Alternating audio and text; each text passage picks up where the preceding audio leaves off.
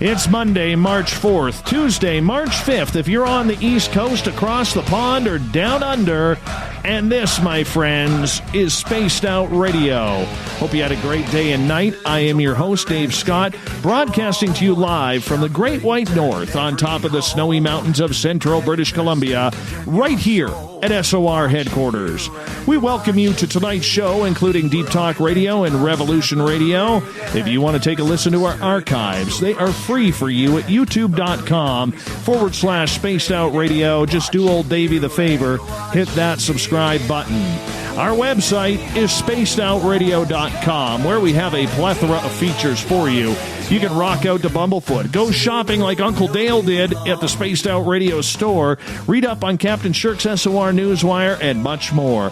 Tonight's show is brought to you by the YouTube channel Ensuho. Sebastian Martin brings high-quality messages to the masses. Head to our website, click on the Ensuho banner, and subscribe to the channel today. We're going to get deep into the UFO phenomenon tonight with Dr. Diana Walsh Pasulka. You think I should be able to pronounce her last name because I'm Ukrainian myself. Pasulka. There we go. Diana is a professor of religious studies at the University of North Carolina, Wilmington, and chair of the Department of Philosophy and Religion. Her research focuses on religion and technology, including supernatural belief and its connections to digital technologies and environments. She is also the author of American Cosmic, UFOs, Religion, and Technology. Now, this book is getting major play right now, both on the mainstream side and on the UFO side. It's a book you definitely want to check out because it's that important. So what's the story with ET contact, disclosure, ancient aliens? We're going to get into it all tonight with Dr. Pasulka. Then at the bottom of hour number 3, I will be bringing you the news from the SOR Newswire, brought to you by Paranoia Magazine. Dr. Diana Pisanka, thank you so much for coming on Spaced Out Radio for the first time. We've actually been chatting for like the last 45 minutes, and it's just been wonderful. I wish the audience could get in on that, but unfortunately they can't, and I'll just keep that to myself. How are you? Yeah. Hey, I'm great. Thanks for inviting me. It was fun to chat for the 45 minutes. And I'm sure it's going to be fun chatting online. I'm, live too. Well, you know what? I think we're going to have a lot of fun tonight. Now, if you're in our audience, whether you're on Twitter at #SpacedOutRadio or in our chat rooms, I do want to remind you, because I know there's a lot of fans who love Dr. Pasulka's work. We'll take questions from you in the chat rooms or on Twitter in the second hour. But first, we're going to get into this right now. Now, you are a professor in North Carolina, University of North Carolina, Wilmington. How did you end up getting into translation into the UFO field? Right. So I'm a professor of religion in Catholic studies. And what happened, and I've also always been interested in technology. I grew up in California and in the Bay Area, and was undergraduate and graduate at the University of California during the dot-com boom in the 90s. And also, so technology was always something that I knew was a game-changing, kind of like the printing press was for, the early modern time period. So that always figured into the ways in which I studied religion. And so I was just, kind of a normal professor doing normal professorly type things in terms of publishing about supernatural experiences of Catholics, European Catholics, Canadian American Catholics, North American Catholics. And I wrote a book about the doctrine of purgatory, which is a doctrine of the Catholic Church. And I went back to a lot of archive and resources and sources and looked up things that had to do with this doctrine, which is, for your audience members who don't know, it's basically this idea in Catholic theology that when you die, if your soul is not good enough to go to heaven, which most souls are not, they don't directly go to hell, but they end up in a place called purgatory, which was actually, this is funny. This is why my research is always interesting to me, because I'm always surprised by it. It began as a cave in various places like Italy and in Ireland. So it was like a place that people would go to cleanse their souls. And it became then this abstract kind of doctrine for your soul in the afterlife. And so I covered that. But as I did that, I went through these archives and I came across aerial phenomena and beings of light and things that your audience who are familiar with, UFOs would understand. But at the time I didn't, because I grew up with Star Wars, but it never occurred to me to consider any of the UFO stuff as real. So I started a list of these things. And, it takes us a long time, these academics, to write books. So it took me about 10 years to write this book about purgatory. So by the end of it, I had this really long list. And I was sitting with a friend, and I knew what my next book would be. It would be, another kind of, I hate to say this, but boring academic book about John England, who's, for me, academics, of course, don't think their books are boring, but mainstream audiences don't really read them. And the next one was going to be about this bishop from Ireland in the 1800s. Well, I took out my long list and I showed it to him and I said, "Look at this stuff. Isn't it weird?" And he looked at it and he said, "This looks like Steven Spielberg like stuff." And I said, "What are you talking about?" He said, "This looks like, UFOs and stuff." And I thought he was crazy. And I told him that. I said, "You're crazy." And a week later, there was a conference on, and I decided to go about UFOs. And I went there, and I heard experiencers, one of who is Christopher Bledsoe, who actually lives pretty close to me. And I realized that, people were still having these experiences, and, stupid me, Ancient Aliens kind of like is the one of the versions of what was happening to me. I was like, wow, so let's look into this more deeply. And that's how that's really how the research started. I didn't think it would end up where it was. Actually, the book was a surprise to me up until the very end, when I thought it was done and I turned it in, and then I went to the Vatican, and then I realized I had a last chapter. So, I really it was a turn in my research. If you look at my research portfolio, you see that I do a lot of very historical Catholic straight up type stuff. And then all of a sudden I get into UFOs like in, after 2012. So that's definitely something not normal for someone who is in my field. Now, for a lot of people in your position as a professor, the one thing that I have noticed recently, and we had Dr. Mike Masters on just last week talking UFOs, is there seems to be a lot more people of educational status like yourself who are starting to take the subject of UFOs a little bit more seriously over the last 12, 14 months. Why do you think that is? Yeah, that's a really good question. I think that so there are lots of different ways of looking at that. And I think that for me, well, obviously I've been doing this since 2012. So my research started a while ago, but in my field, people do study, extraordinary phenomena. I mean, it's the study of religion. Religion is extraordinary phenomena, right? We have, lots of, all religions have extraordinary phenomena. That's what makes them religions. So UFOs fit within that. Scientists studying this phenomena, though, is something that I find fascinating, and actually is part of the topic of my book. So I realized quite quickly that there were communities of scientists who studied this phenomena. And that's when I met Jacques Vallée and read his work, and then realized there was this, what they called the Invisible College of Scientists. Now, some scientists are coming out and with their research on it in the last 14 months, which you've noticed. There was, obviously Blumenthal and Kane's article in the New York Times that came out. That was quite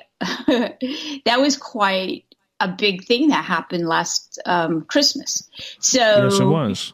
Yeah. And so I think it kind of changed the ways in which after that, as soon as that came out, my phone was ringing off the hook with people in not just in my field, but in other fields who are calling me from Harvard and Princeton, basically, because, I'd already been talking about this in various small academic conferences.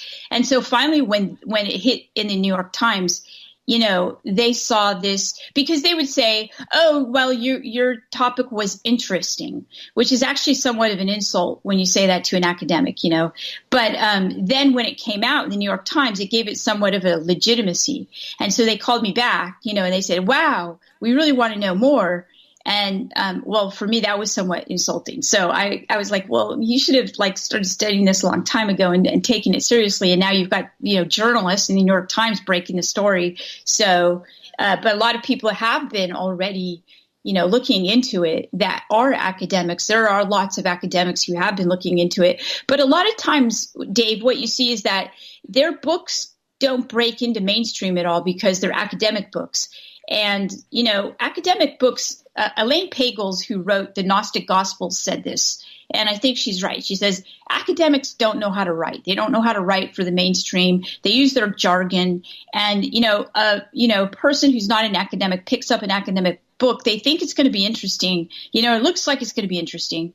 And then they can't get through the really hard language that academics use. And so I think that that's part of the problem, is that a lot of people have been doing this study, but it just doesn't break into mainstream media is what happens. And we'll get into the media topic here in a little bit, but more about you in regards to this. You mentioned that your fellow colleagues kind of mocked you a little bit, with saying that was interesting. And I could see where that would be a little insulting to you. When that New York Times article came out and people started calling you back and saying, oh, could you please tell me more? I'm a little intrigued by now. I mean, the vindication for you had to be pretty sweet. That's a very good comment and question. Was it sweet? It's bittersweet. Let's put it that way, because I had been talking about it, and I was invited to groups of people that already were studying it for years and years, like take Jacques Vallée and groups, that had been studying it.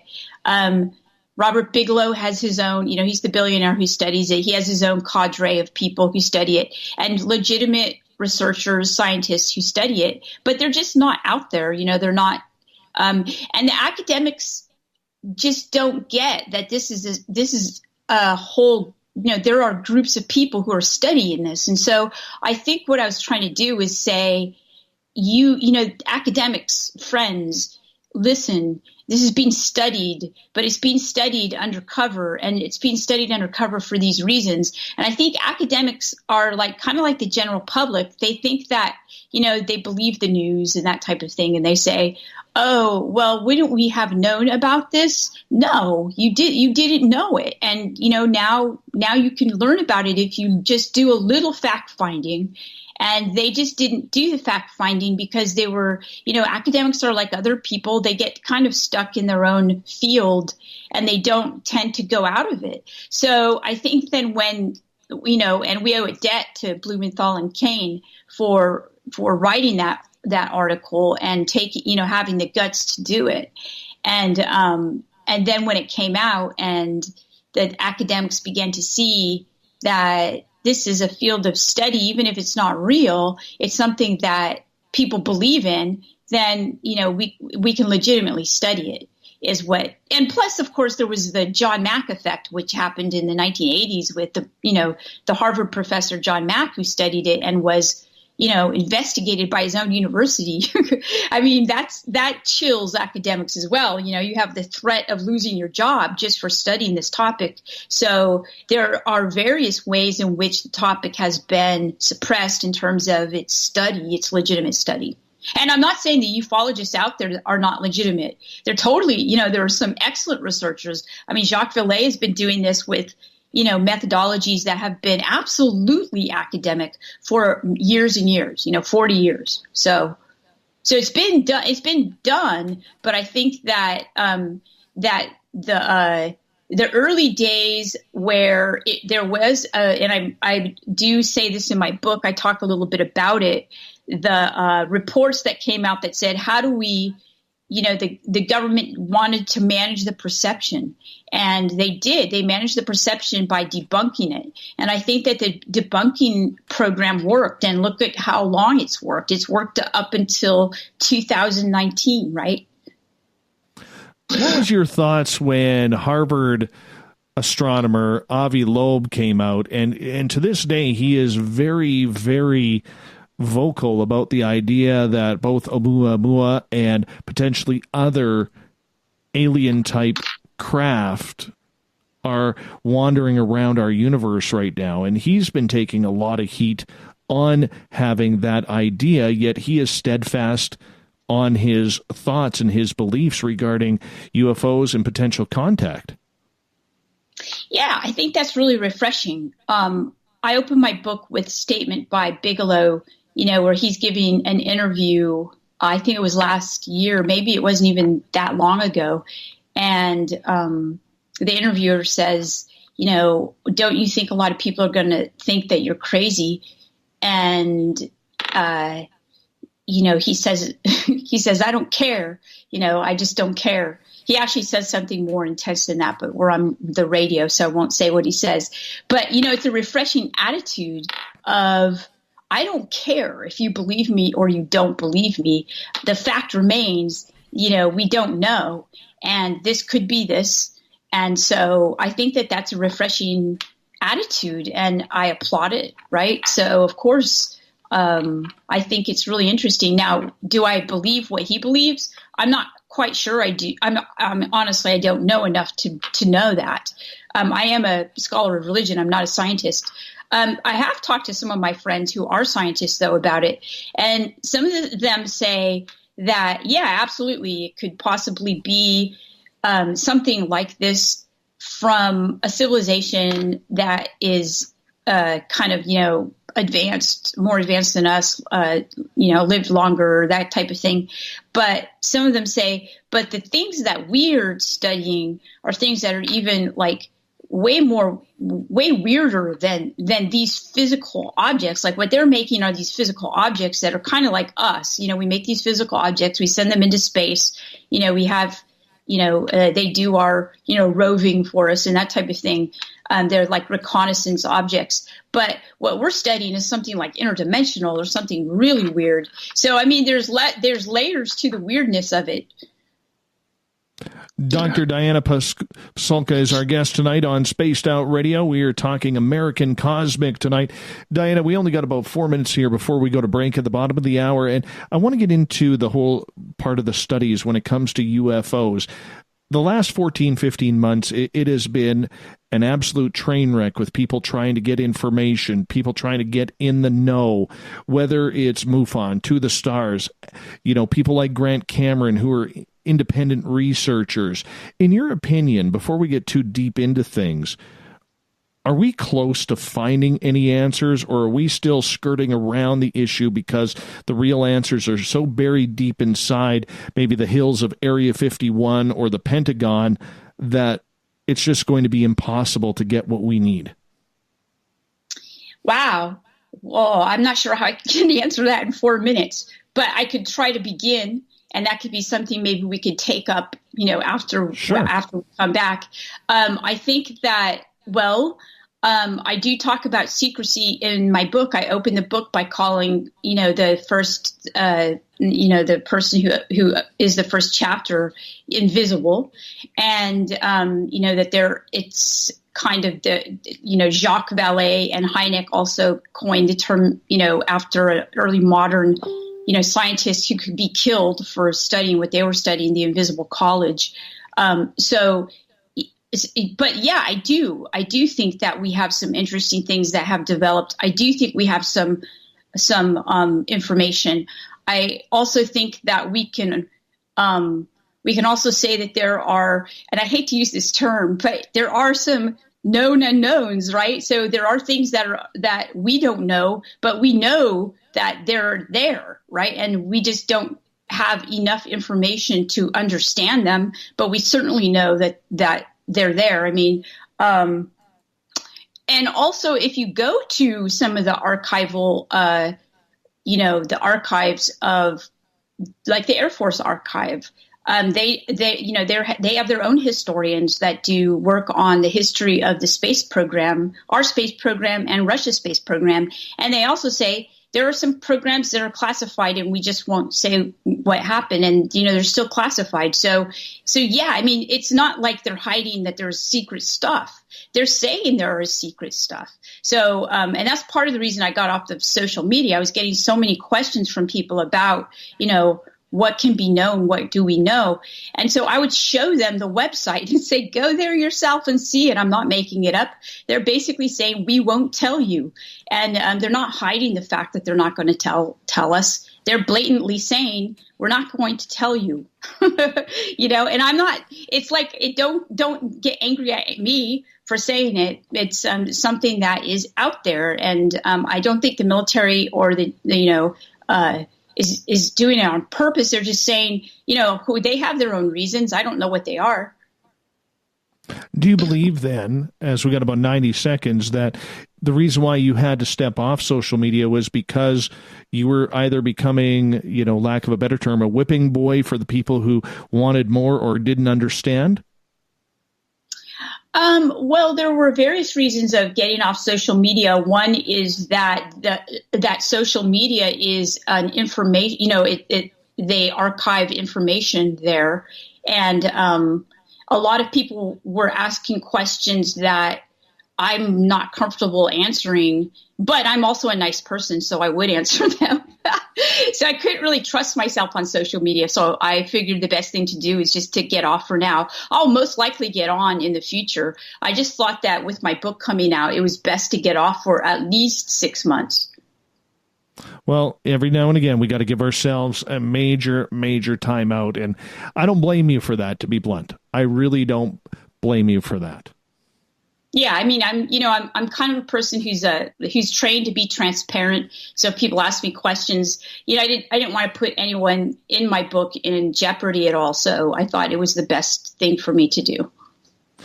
On that note, I'm going to get you to hold on tight as we are going to step out for our first break of the night.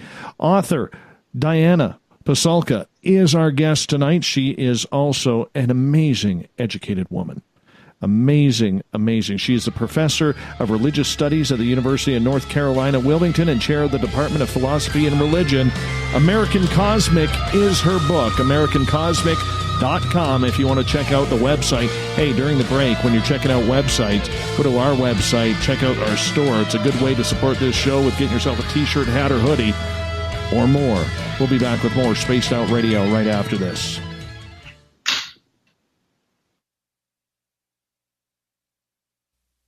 You're listening to Spaced Out Radio Live with Dave Scott on the Deep Talk Radio Network.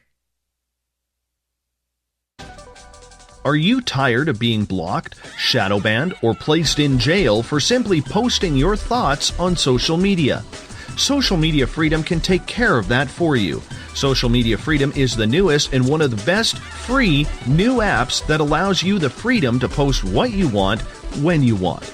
It takes seconds to download from your app store. Come join the tribe at Social Media Freedom. It's time to set yourself free.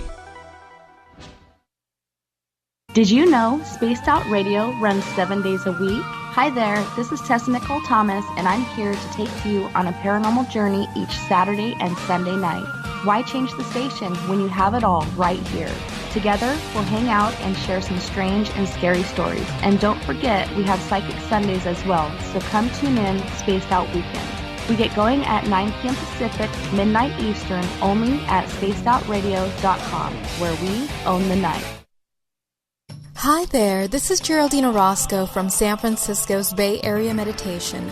I invite you to join me the first Tuesday of every month with Dave Scott for Spaced Out Radio's The Spiritual You. In this fast-paced world we live in, it's time for you to take some time for you. We'll cover every possible subject from powerful meditation to healing techniques to your own intuition and spirituality. So come join us for The Spiritual You. Coming soon to our website, spacedoutradio.com, is the SOR Space Travelers Club. For just $5 a month, you can get into a private area on our site where you can hang with other listeners in our chat room, post in our forum, and check out a bunch of exclusive content and store that won't be found anywhere else, including a nightly after-show party with Dave. It's going to be the best $5 a month you're going to spend. The SOR Space Travelers, only at spacedoutradio.com. Heading to Vancouver and looking for a night on the town? The Moose Vancouver is the bar that never stops rocking until 2 a.m. every night. The Moose has great food with everything on the menu from $6.95 to $8.95. Fantastic, vibrant staff and rock and roll that will bring you back to when the music was real, the hair was long, and the guitars were rocking.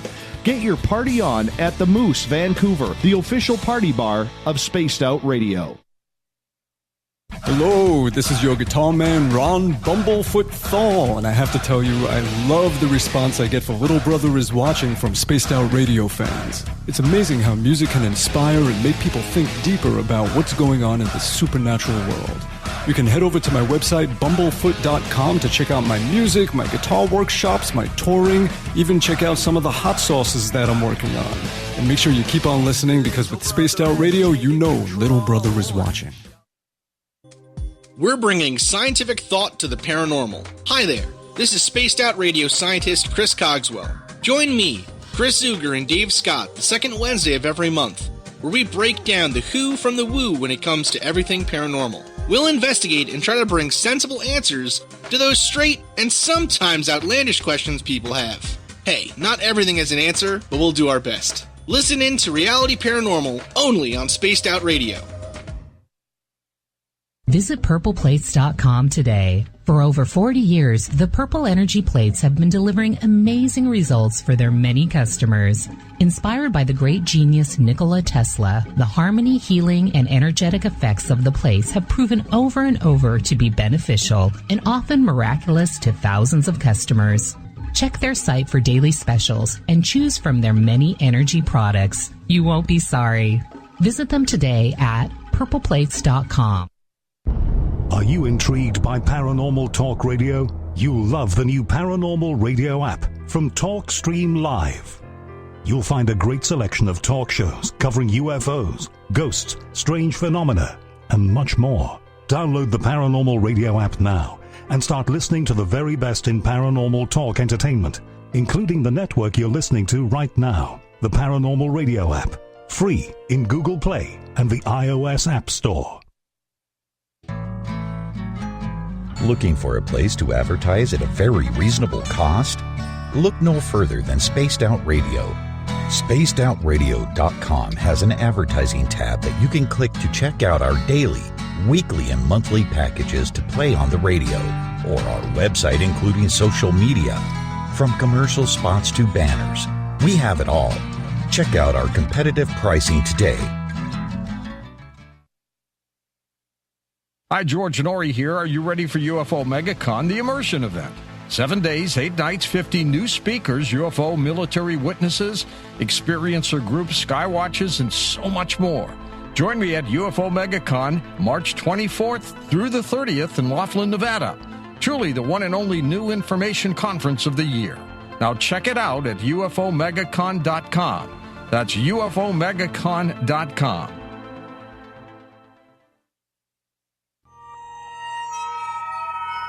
You hear footsteps in the empty room above you. A rocking chair begins rocking by itself. Don't be afraid of the things that go bump in the night. Reach for Spirit Storybox, the iPhone app the Huffington Post UK called the only ghost hunting app you will ever need. Spirit Storybox. The spirits are telling their stories. Are you listening? A timepiece is a reflection of who you are, and what better way to show off the real you than with an Escape watch?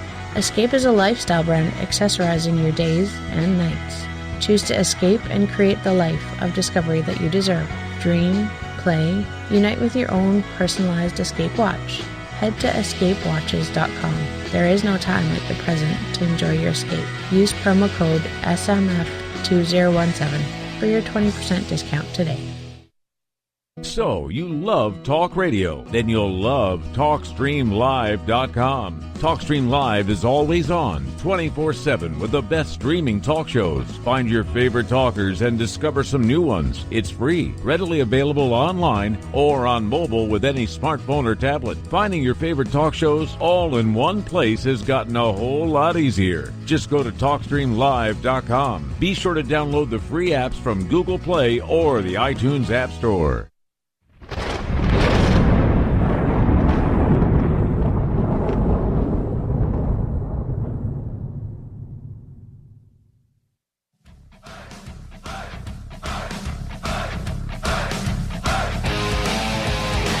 Welcome back to the second half hour of Spaced Out Radio tonight. I am your host, Dave Scott. Great to have you along for the ride. Remember, you can always, while you're listening to our show, head to our website, spacedoutradio.com, click on our shopping tab, and go pick yourself up a t-shirt, hat, hoodies, socks, you name it, we got it. Coffee mug would look good on your desk as well for that morning cup of Java.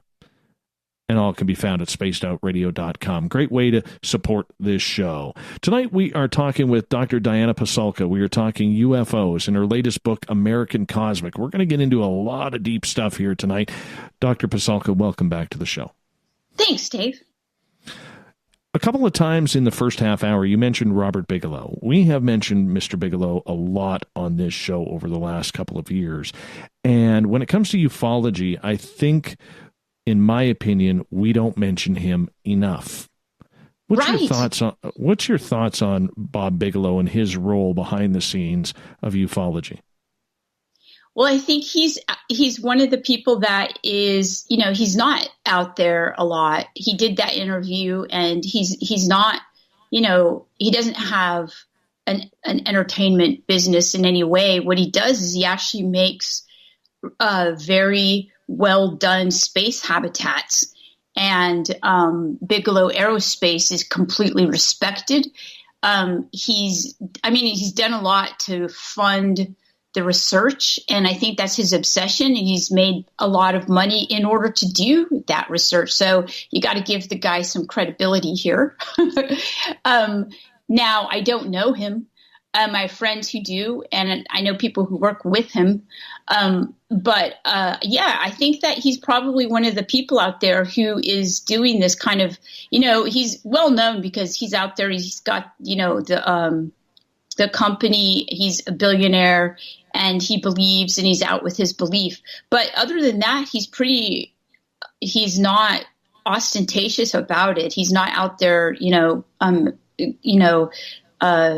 doing any kind of like, this is disclosure or anything like that. So I think that there are actually many people like him that are there doing things like this. In fact, I know that there are. So, they're even less out there than him because of not having a well-run aerospace company and such, but having a lot of money.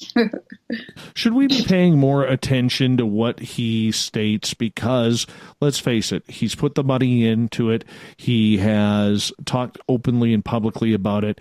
And usually when billionaires speak, people listen, especially the fact that he is trying very hard to get into the space tourism business. He may not be as popular as Elon Musk per se, but there's still some major popularity there. And when he came out on that 60 Minutes interview saying, I know they're here, you don't have to leave Earth to see extraterrestrials and UFOs, they're already here. When you hear something like that, were you surprised, or as surprised as I was, that didn't get more mainstream publicity or play? Because 60 Minutes is a very, very popular show. Right. I think that, could I be wrong, but I thought it did get a lot of attention, but maybe it's just in the circles that I'm in. So, well, it got a lot of play within our groups, but on the mainstream level, okay, it didn't take off the way, say, the David Fravor video did, or Lou Elizondo going on Fox News or CNN or anything like that. It didn't have that much gusto. Oh, I hear what you're saying. It did. Oh, got it. Okay. Yeah. So it didn't seem as if it was orchestrated. I think is what you're asking, right? Sure. Yeah. So, there are some messages that we could assume are orchestrated for public consumption. And that wasn't one of them. And that's probably why I think that, we should pay attention to people whose messages don't appear orchestrated and that they have no agenda, as you would put it. And I don't think he does. I think that he's obviously interested in the topic and has the ability to study it. So I believe that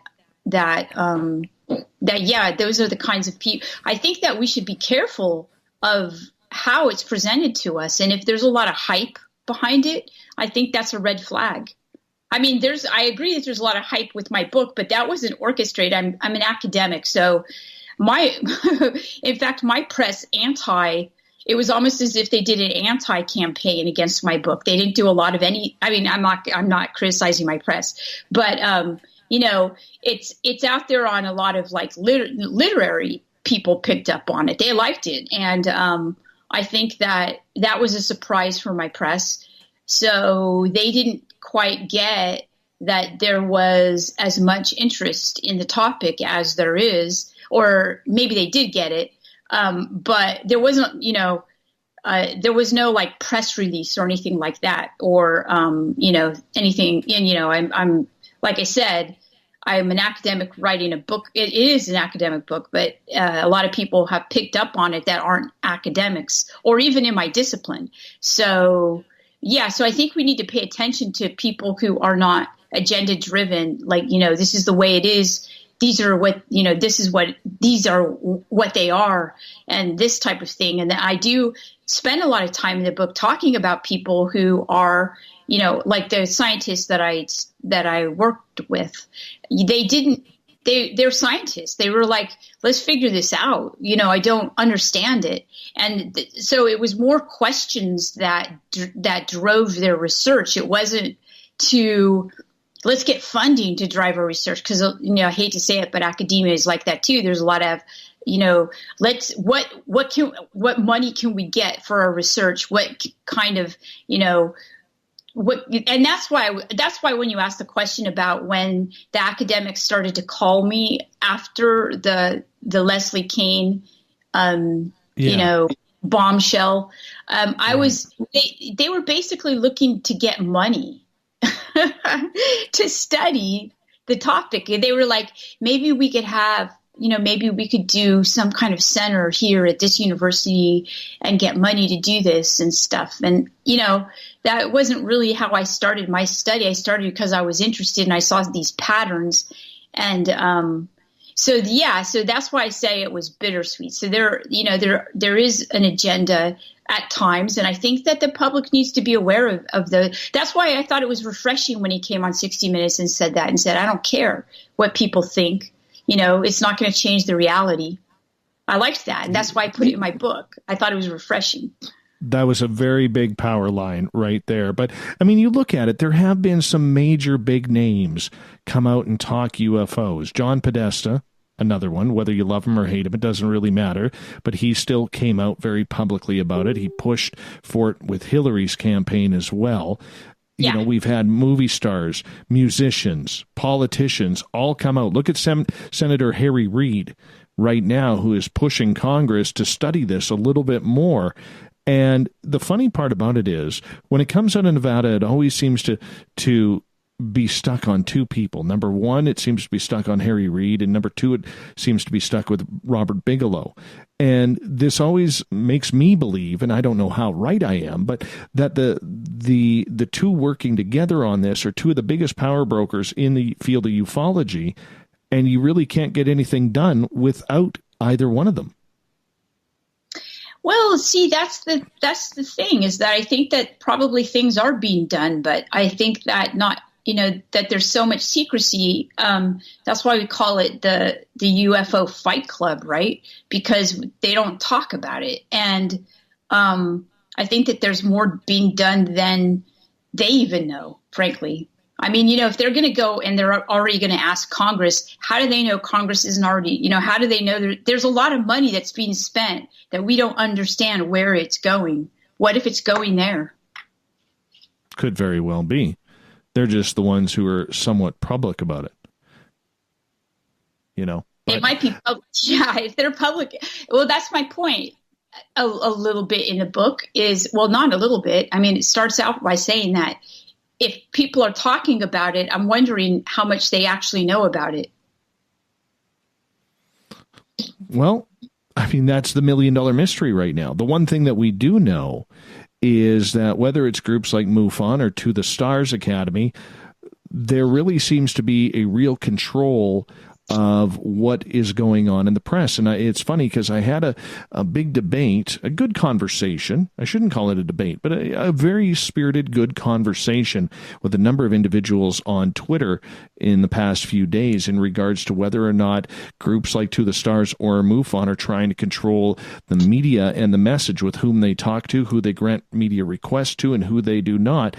What's your thoughts on the role of the media, especially with the alternative side kind of being shunned when the alternative side is the ones who really has the people grasping at all the information that they can handle? Okay, so so you're talking about the companies that are out there with the message that there is a reality of the phenomena and that we need to study it, right? And they get a lot of media play and they have names associated with them and that type of thing.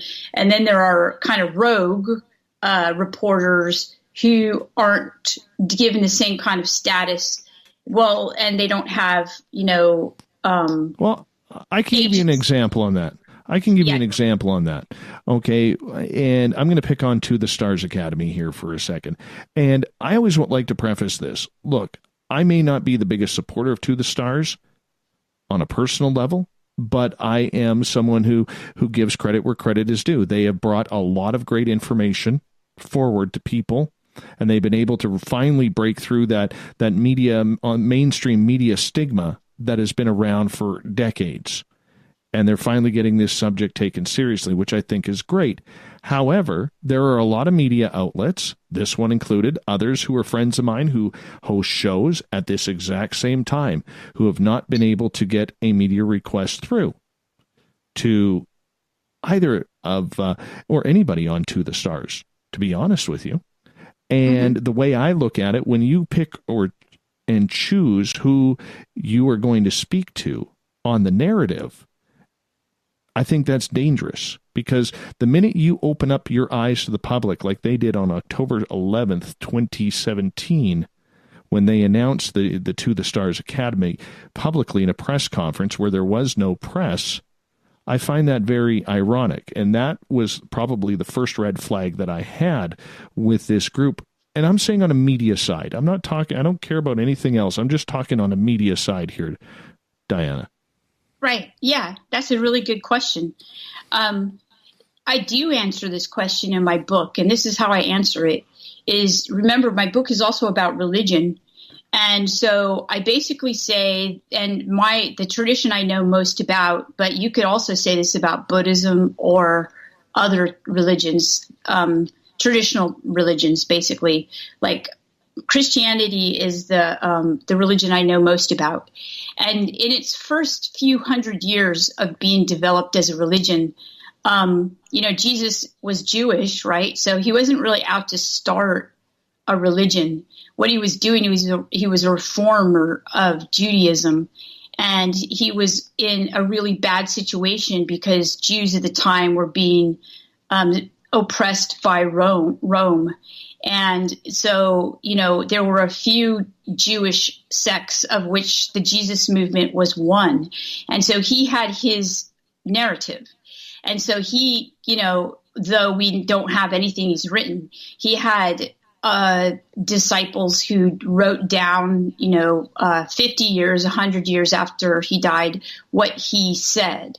And then there were different communities that interpreted these documents, and they had their own interpretations of what was said. And then, and what Jesus said was fairly powerful and pretty anti-government, frankly. And so what happened was that at one point, here I'm going to take a sip of this because my throat is. Go right ahead. It's that time of year. It's that time of year where we have to have that happen a little bit. Okay, so then what happens this is a pattern that you see. You see different groups vying for the dominant narrative. And so then Rome, which, by the way, killed Jesus, they come along and they decide, Constantine decides he's going to become a Christian and make Christianity the Roman state religion. And this is, hundreds of years after Jesus dies, and Rome had killed him. And then they control the narrative, right? And they burn all the other books and get rid of the libraries and kill anybody who's not on their team.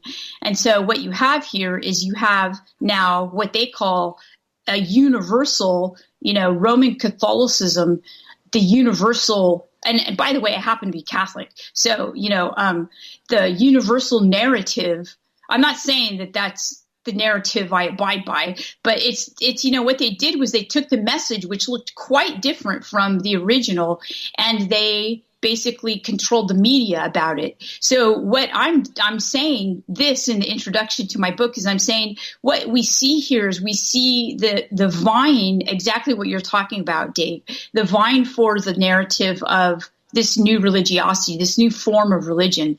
And I'm looking to see how it plays out. I mean, we're at the beginning of this type of new form of religion.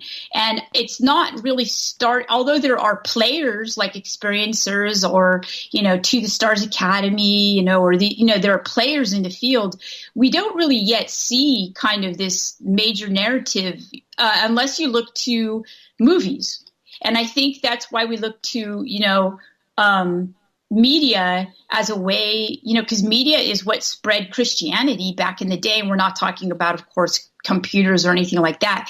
But I mean, it was oral tradition, and then it was written tradition. And then it was, it was art and things like that spread the word. And some of the things, like there were early, like the Gnostic Christians, I talked about Elaine Pagels earlier, there were huge communities of Christians that didn't have the Roman Catholic narrative, and they got kind of wiped out. So, and then, you've got people like Mary Magdalene, who is thought to be a prostitute in the church, but she was never a prostitute. She was just a wealthy woman who followed Jesus and supported his ministry, and then became a Christian. And so what you have here is, who controls the narrative? Well, now most people believe the Roman Catholic narrative, even if they're Protestant. They've got this heritage now. So yeah, you're talking about who controls the narrative, and you're saying, hey, that's no fair. We need to understand that there are these giant organizations, kind of like the Roman Church, right? It was a state. The Roman Rome. It was a state, and it kind of ruled the world back then. And so they made Christianity their state religion. And so, yeah, that's concerning. And that's what I put in the book is that, I'm kind of waiting to see how it all plays out. I'm an academic here. I don't have an agenda for the new form of religion. I'm just talking. No. I'm kind of describing how it's playing out. But I think that that's a very good question. And for people who are, experiencers, they look at MUFON. I do talk about MUFON in my book. And I do talk about Ray Hernandez's experience with MUFON. I do know people in MUFON who are good, kind, people with integrity. But MUFON, yeah. So MUFON has taken the stories of people or experiences that they had. A person who doesn't know anything about UFOs has a UFO experience. They're like, wow, what do I do? Well, they go to the internet and they type in what they experienced, and then up comes MUFON, and they put it in the MUFON database, and then it doesn't become their story anymore. That's MUFON's story, and MUFON can sell that to the media. And then in Ray Hernandez's case, and in Chris Bledsoe's case as well, completely change the story so that then the story that we get is completely different than what Ray experienced or what Chris experienced. Yes, that's a concern, Dave. Mm-hmm. And I think that's what you're saying here is that hello, people, let's be concerned about this. Well, I think that's exactly it. It hits a nail on the head, but it goes a little bit further as well, that when you are controlling a narrative, whether it has anything to do with UFOs or the sightings or which media outlets you are talking to and which you aren't, to me, as a journalist, that's a red flag when you are trying to control any type of message, when you are denying questions that need to be asked, whether it's of researchers or whether it's of people who have radio or television shows or YouTube channels. And that is probably the biggest concern that I have with it all. Yeah, I think that we live in an age where young people need to be taught media literacy, basically, how to ascertain what we're looking at and whether or not it's true or not. I mean, hardly anybody has that because we've just been so trained to believe what we see. And I write about that with, the neuroscience of various academics and talk about, gosh, we need to be so careful about what we see, what we're ingesting and consuming, because it's determining what we believe. And that's the interesting part about it, because when you have control of a subject, and we're going to go to break here at the top of the hour, and we can get into this in the next hour before we get to some audience questions. But when you control the aspect of the subject of what people want to know, and there is no media really questioning anything that you're saying, you have full control. You win. You can direct the movie or anything the exact way you want. And I think that's the difficulty of it all. And that is, if I'm on a MUFON side or a To the Stars side, that's exactly where I want to be. But nonetheless, we're going to hop out for a break here. Dr. Diana Pasulka is our guest tonight on Spaced Out Radio. American Cosmic is her book. You can go to any major bookstore, pick it up right now. We'll be back with hour number 2 of Spaced Out Radio right after this.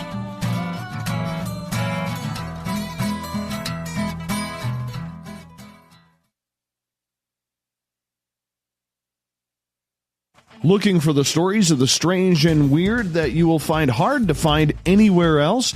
Check out the SOR Newswire on our website. Our writers, led by Captain Shirk, are scouring the world for the oddest and most bizarre stories we can find. Everything from weird crime to suspenseful and paranormal. We're working hard for you to bring you the most intriguing news of your day. Check out the SOR Newswire at spacedoutradio.com today. Every night on Spaced Out Radio, we have places for you to hang out. Hi, this is Carl. Join our SOR Space Travelers group on Facebook for live chat. On Twitter, using hashtag Spaced Out Radio, you can also join us in our Spreaker chat room. Check us out on Instagram at Dave Scott SOR. All of our archives are free on YouTube at Spaced Out Radio. By the way, I'll be watching you at your window until you do. Bye! You're listening to Spaced Out Radio Live with Dave Scott on the Deep Talk Radio Network. You know, it's hard being the bad man of ufology, but that's just the way that I like it. This is Chris George Zuger, and I'll be hanging out with Dave Scott and SOR scientist Chris Cogswell for Reality Paranormal, the second Wednesday of every month. And our job is to break it down and come to conclusions as to what is really going on in the supernatural world. I'd love for you to join us right here on Spaced Out Radio. You hear footsteps in the empty room above you. A rocking chair begins rocking by itself. Don't be afraid of the things that go bump in the night. Reach for Spirit Storybox, the iPhone app the Huffington Post UK called the only ghost hunting app you will ever need. Spirit Storybox. The spirits are telling their stories. Are you listening? Hi, George Norrie here. Are you ready for UFO Megacon, the immersion event? 7 days, 8 nights, 50 new speakers, UFO military witnesses, experiencer groups, skywatches, and so much more. Join me at UFO Megacon, March 24th through the 30th in Laughlin, Nevada. Truly the one and only new information conference of the year. Now check it out at UFOMegacon.com. That's UFOMegacon.com. On the first Tuesday of every month, I encourage you to come along for a journey with me, Geraldine Orozco, on The Spiritual You. Together, we will take a look at how to access the highest expression of yourself and change your life. Consciousness, ET contact, health, and wellness, we can talk about it all. So come along for a spiritual ride with me, Geraldine Orozco, on The Spiritual You, only on Spaced Out Radio. So, you love talk radio? Then you'll love TalkStreamLive.com. TalkStream Live is always on, 24/7, with the best streaming talk shows. Find your favorite talkers and discover some new ones. It's free, readily available online or on mobile with any smartphone or tablet. Finding your favorite talk shows all in one place has gotten a whole lot easier. Just go to TalkStreamLive.com. Be sure to download the free apps from Google Play or the iTunes App Store. Find your escape where time has no limits. It's about living today and cherishing the heritage of yesterday. A spirit of adventure for what is new, with the nostalgia of the past. Your timepiece is a reflection of who you are. Life surrounded by beauty from the world around us to the soul within. EscapeWatches.com. There is no time like the present to enjoy your escape. Use promo code SMF2017 for your 20% discount today. The Call of the Wild is in Vancouver. The Moose Vancouver is one of the hottest bars and restaurants in the city. Open until 2 a.m. nightly, the Moose will rock you like a hurricane all night long. Great food with everything on the menu at $6.95 near the corner of Nelson and Granville. Get your horns up and come rock with us. The Moose Vancouver, the official rocking bar of Spaced Out Radio. Get your horns up with me on Spaced Out Radio. This is Ron Bumblefoot Thal. Come tune in to SOR where you can hear me rock out with Little Brother Is Watching, the official theme song of Spaced Out Radio. And then come on over to bumblefoot.com where you can find out about my tour schedule, my music, and everything else. Bumblefoot.com keeps you up to date on what I'm doing and the best way to stay in touch with my music and music camps. Sign up for my newsletter at bumblefoot.com and remember, Little Brother Is Watching. Hey, this is Canadian Paranormal Investigator Mike Moore. The third Wednesday of every month, I'll be teaming up with Dave Scott to bring you Ghosts of the Great White North. Each month, we will bring on guests from across Canada to discuss their ghostly encounters. Canada is a paranormal hotbed with stories you've never heard, so we're going to bring them to you. So get comfy on your Chesterfield, grab a donut, and join us, eh? The freedom to post what you want, when you want. That's the social media freedom you need. Social media freedom is the free app in your app store. No need to worry about going to jail or being shadow banned any longer. It's the freedom to say what you feel. The freedom to know Big Brother isn't watching. It's the way social media is supposed to be. Social media freedom. It's time to set yourself free. Download from your app store today. Visit purpleplates.com today. For over 40 years, the Purple Energy Plates have been delivering amazing results for their many customers. Inspired by the great genius Nikola Tesla, the harmony, healing, and energetic effects of the plates have proven over and over to be beneficial and often miraculous to thousands of customers. Check their site for daily specials and choose from their many energy products. You won't be sorry. Visit them today at purpleplates.com. We are getting ready to relaunch the SOR Space Travelers Club at spacedoutradio.com. For $5 a month, you can join us for a plethora of features found nowhere else. Hang out in a private chat room during the show and after party. You can check out some exclusive content and a store specifically for you, as well as a private listener forum where you can post your thoughts, stories, and pictures. The SOR Space Travelers Club, coming soon to spacedoutradio.com. Looking for a place to advertise at a very reasonable cost? Look no further than Spaced Out Radio. SpacedOutRadio.com has an advertising tab that you can click to check out our daily, weekly, and monthly packages to play on the radio, or our website including social media. From commercial spots to banners, we have it all. Check out our competitive pricing today.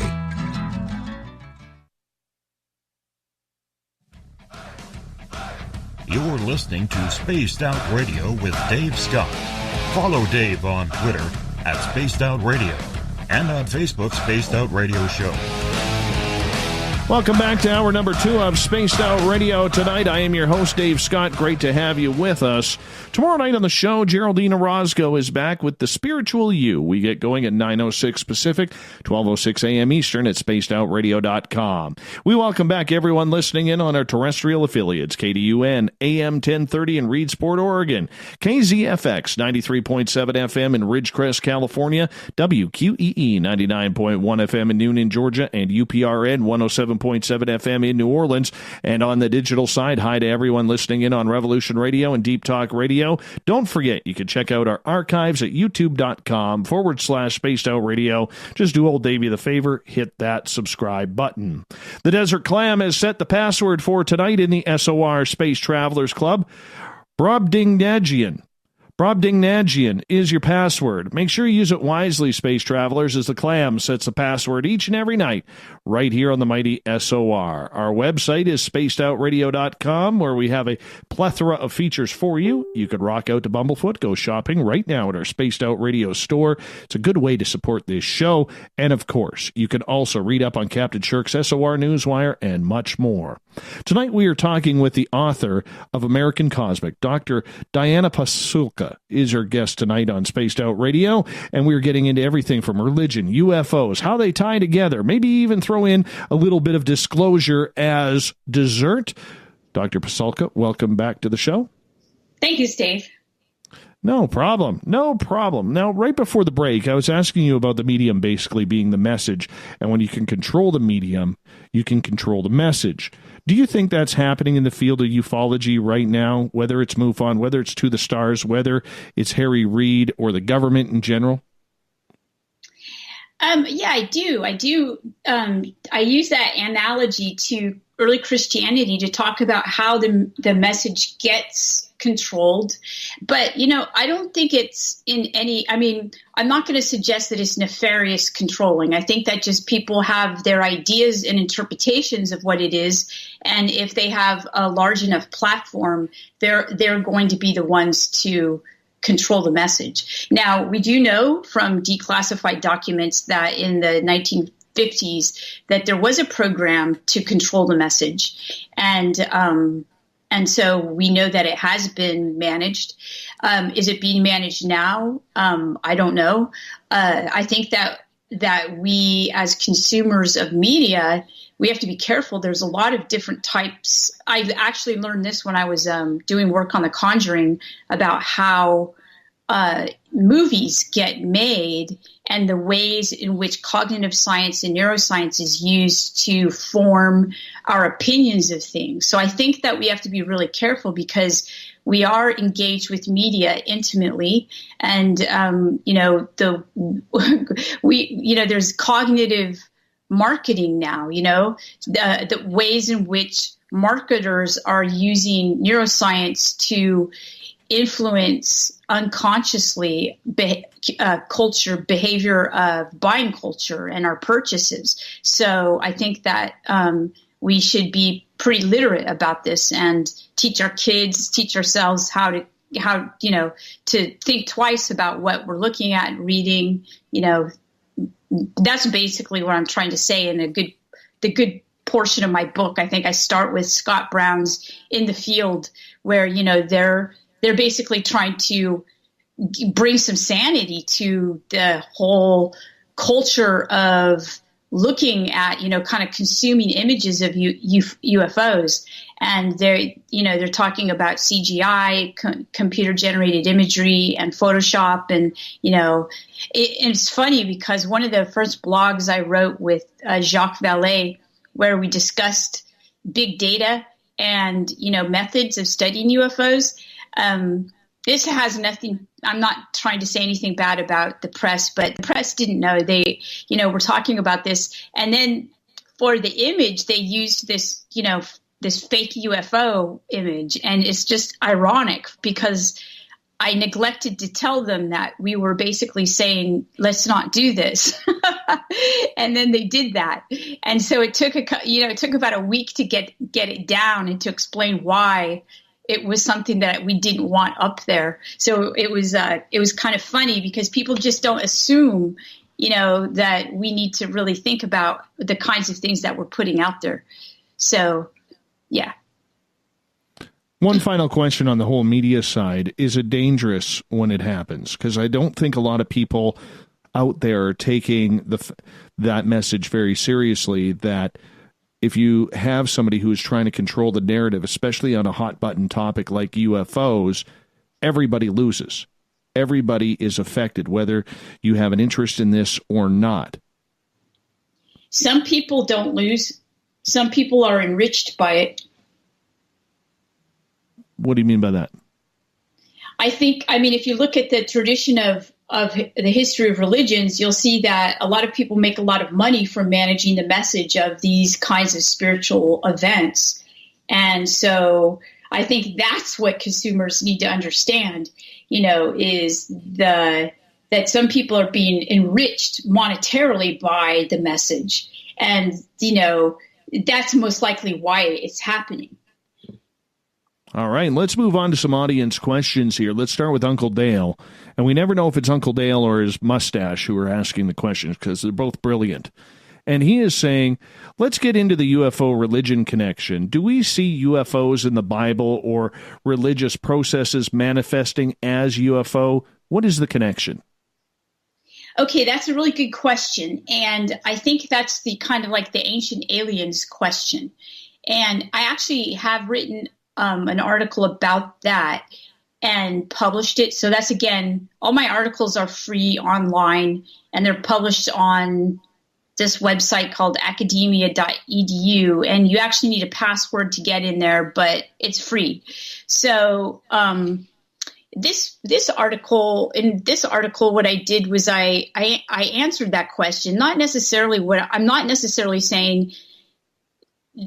And Jeff Kripal he's a scholar of religion at Rice University, and he's written about UFOs too. And he's also made some, what I think are really good comments about it. He's saying, why do we say, oh, were those UFOs in the past? Why aren't we saying, well, are these gods and goddesses now, right? So they interpreted them as gods and goddesses in the past, but, they were wrong. They just didn't know that they were UFOs. Well, maybe they're, gods and goddesses now, and we're wrong, and we're interpreting them as UFOs. So, we've got these frameworks for understanding what this anomalous aerial phenomena is. And so what I did in my article was I answered that question by of course, making it a little complex. John Mack has a really interesting chapter by a professor who's also an experiencer, and he's an art professor in, I think it's Tennessee.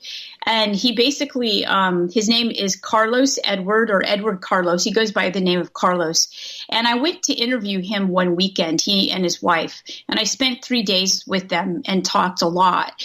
And he was not very happy with the way that John Mack interviewed him and wrote his chapter, because he said, I wasn't abducted. And abduction is a violent way of describing what I experienced. He said, I would most likely use the framework of the angel framework of the Catholic Church, but that's not right either. And so I thought that was really interesting. So I took a lot of notes, and I went back to my house and thought a lot about it. And I decided that I wanted to compare him to the doctor of the church, Teresa of Avila. And, there's a very interesting statue of her in Rome by Bernini, and it shows her, it's called the Ecstasy of St. Teresa. And it basically shows her next to a little angel with a dart. And if you look at that, you'll see that it's odd. But then if you read the source, because she actually wrote about it, and so you can read the original source of it, and she's basically, it's very similar to what Carlos went through. And so, she says, there's a little shiny being near me. I usually see these things in my mind, but this one's actually flesh, it's real. It's corporeal. It's real. And it's short. It's about 3 feet tall. And it has this dart. And, it examines her with the dart. So it looks like a John Mack kind of abduction scenario thing. And so what I do is I take these two instances and I compare them, and I say, can we compare them? And I say, what we can do is say this. We can say that what was actually these people actually experienced was completely changed. And here we get back to the narrative. It's completely changed by, first, the Catholic Church takes it and makes it into something, and Bernini, the artist, take it and make it into something that doesn't at all look like what she describes. And then John Mack takes, sorry about that, about my computer. John Mack takes Carlos's original source and makes it something that Carlos fights back with John Mack on and says, no, it's not, that's not how it was. So, here we have the telling getting retold in a much different way. And then when it gets out into mainstream media, if it's presented in art and then we, consume it, or we consume it in John Mack's book, it becomes something entirely different than what it originally was. So that doesn't give the answer, I think, that the audience member is hoping that I would give. Are these UFOs? What I think these are experiences that are very similar, and they get completely changed and managed by popular culture. And then we interpret them in certain religious frameworks or from a UFO framework. Like today, my students go to the Vatican and they see Francis of Assisi and the angel that gives him the stigmata, and they see a UFO, right? Whereas their grandparents see an angel giving him the stigmata. So, we have these different frameworks for understanding this kind of phenomena. Do I think that this phenomena has been around? Yeah, I think so. I mean, that's why I wrote this book, I guess, because I've not been interested in UFOs my whole life. It started when I had this long list and my friend kind of clued me in that this is what was going on. And I thought, wow, this is going on. I really do have to look into it. Do I know what these things are? No, I don't. But I do know that people experience them. Yeah. All right, let's move on. First-time listener Bella says, Diana, I love your book. And she wants me to ask you, and thank you so much for tuning in, Bella. Really appreciate that. She's asking, do you believe any craft from outer space, or are they from outer space or just interdimensional type space? Thanks, Bella, for the compliment on the book. I appreciate that. That's the question.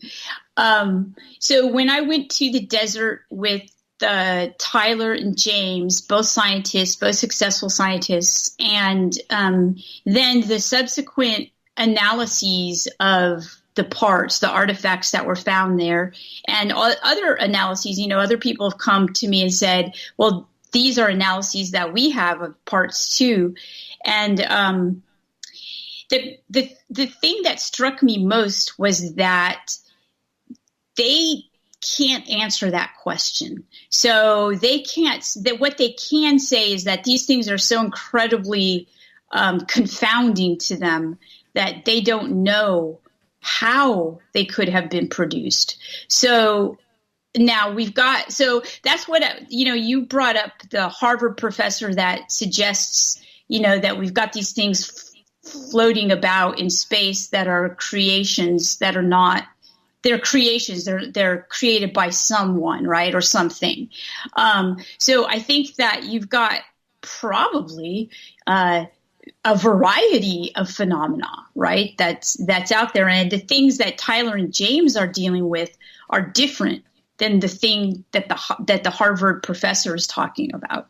So that's the answer to my question. I can't answer that question, but I can say that most likely if there is an answer, it would be that there were different types of things. And that, I think the one thing that I've learned from writing my book is that the universe is way bigger, weirder than I had ever thought before. And that I've been conditioned in many ways to think about how the universe is, but when we start to really do the science and, the best scientists that I've met, the ones that are most successful, are also the ones that wonder the most and have them, they're in awe of what they find.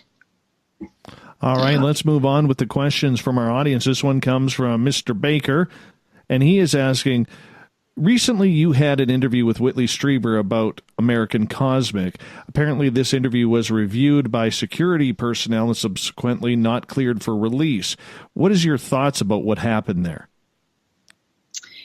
Okay, so Whitley is a friend of mine, and that is, I agree. We did have a pretty intense interview, and I think Whitley was not clear about why it couldn't be released. So I know it sounds kind of odd, but that's all I can say about that.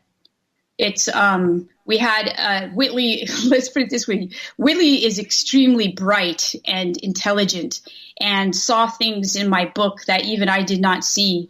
And so these things were what I would call, I have just written a book about UFOs and religion, two things that are ultimately controversial. So it would have been a seriously controversial interview had it gone out. And so it did not go out.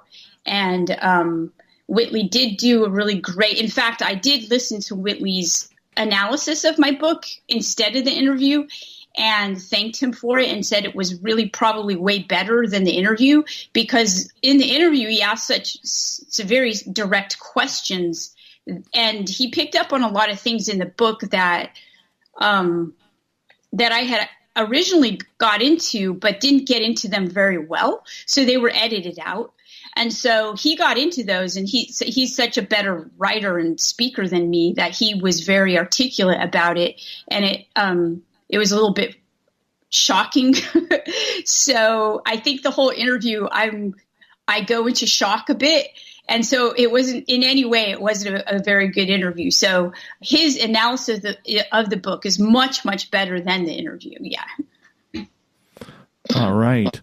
Let's move on to another question here from our audience. This one comes from Tripp, who is asking, what's your thoughts on second testing of the Peruvian Paracas skulls if Mayans possibly made it to Georgia? Okay, so this is not something that I know about it, but I'm not well acquainted with the science behind it. So I wouldn't feel comfortable commenting on it. So, but I can only comment on the things that I know. I've studied, and I've also talked to. I'm not a scientist, but I would have to talk to people that I trust in terms of the science of it. But I find it fascinating, though, and I think it's an excellent question. And I will ask some friends of mine who I know about it. But yeah, I can't comment on it only because I don't know. I just have to be honest about that. No problem. Let's move on to another question from Tripp. He is asking, have you looked into any grants or studies that UNC has been a part of or conducted or been a part of, and what has come about the results in regards to UFO studies? Okay, so grants that have to do with UFO studies, I only know personal grants.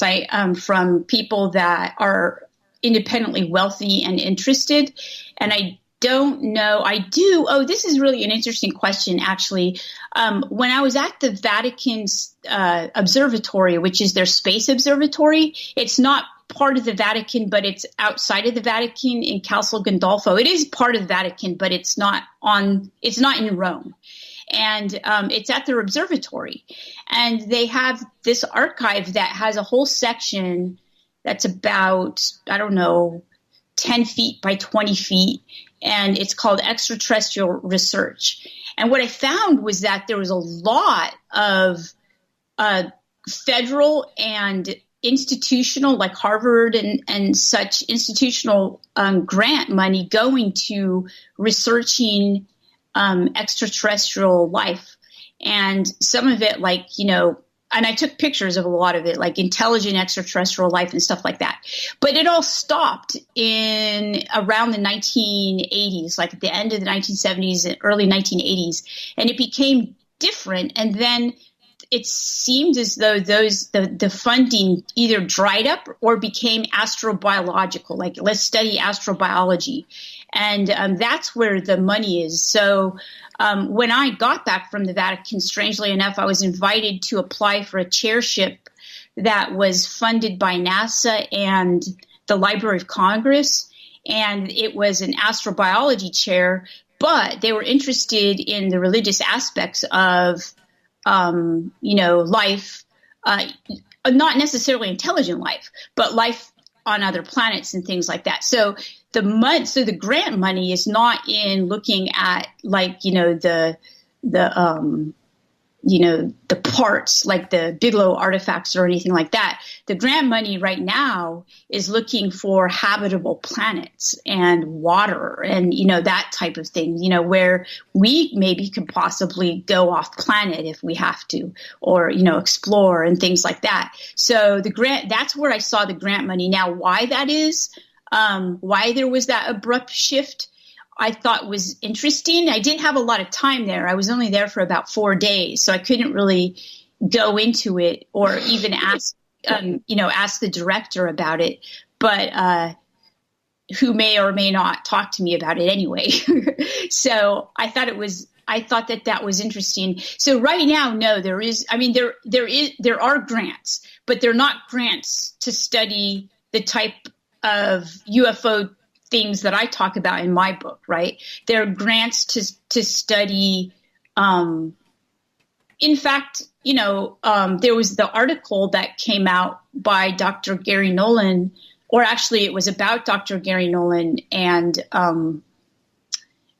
it was placed on MJ Benias's website, I believe, Terra Obscura. But he was at a Harvard symposium about space research, and go there and you'll see a lot of grants that these researchers were given, to study space, basically space research and astrobiology and things like that. And probably Dr. Nolan's research was the most out there of the research I looked over. Basically I looked at everything that was being presented at that conference. And if your listener here is interested in that, I think that you should go to the site. It's the Harvard. Wonderful. Yeah. You should go there. It's really interesting. And also read the article. All right. I'm going to cut you off right there because we're going to take a break at the bottom of the hour here. Dr. Diana Pasulka is our guest tonight on Spaced Out Radio. Who are Tyler? Who is Jason? And American Cosmic coming up next on the mighty SOR.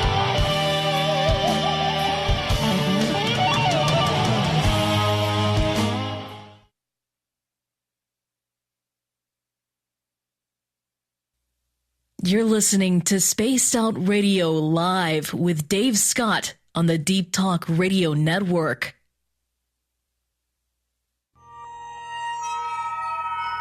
You hear footsteps in the empty room above you. A rocking chair begins rocking by itself. Don't be afraid of the things that go bump in the night. Reach for Spirit Storybox, the iPhone app the Huffington Post UK called the only ghost hunting app you will ever need.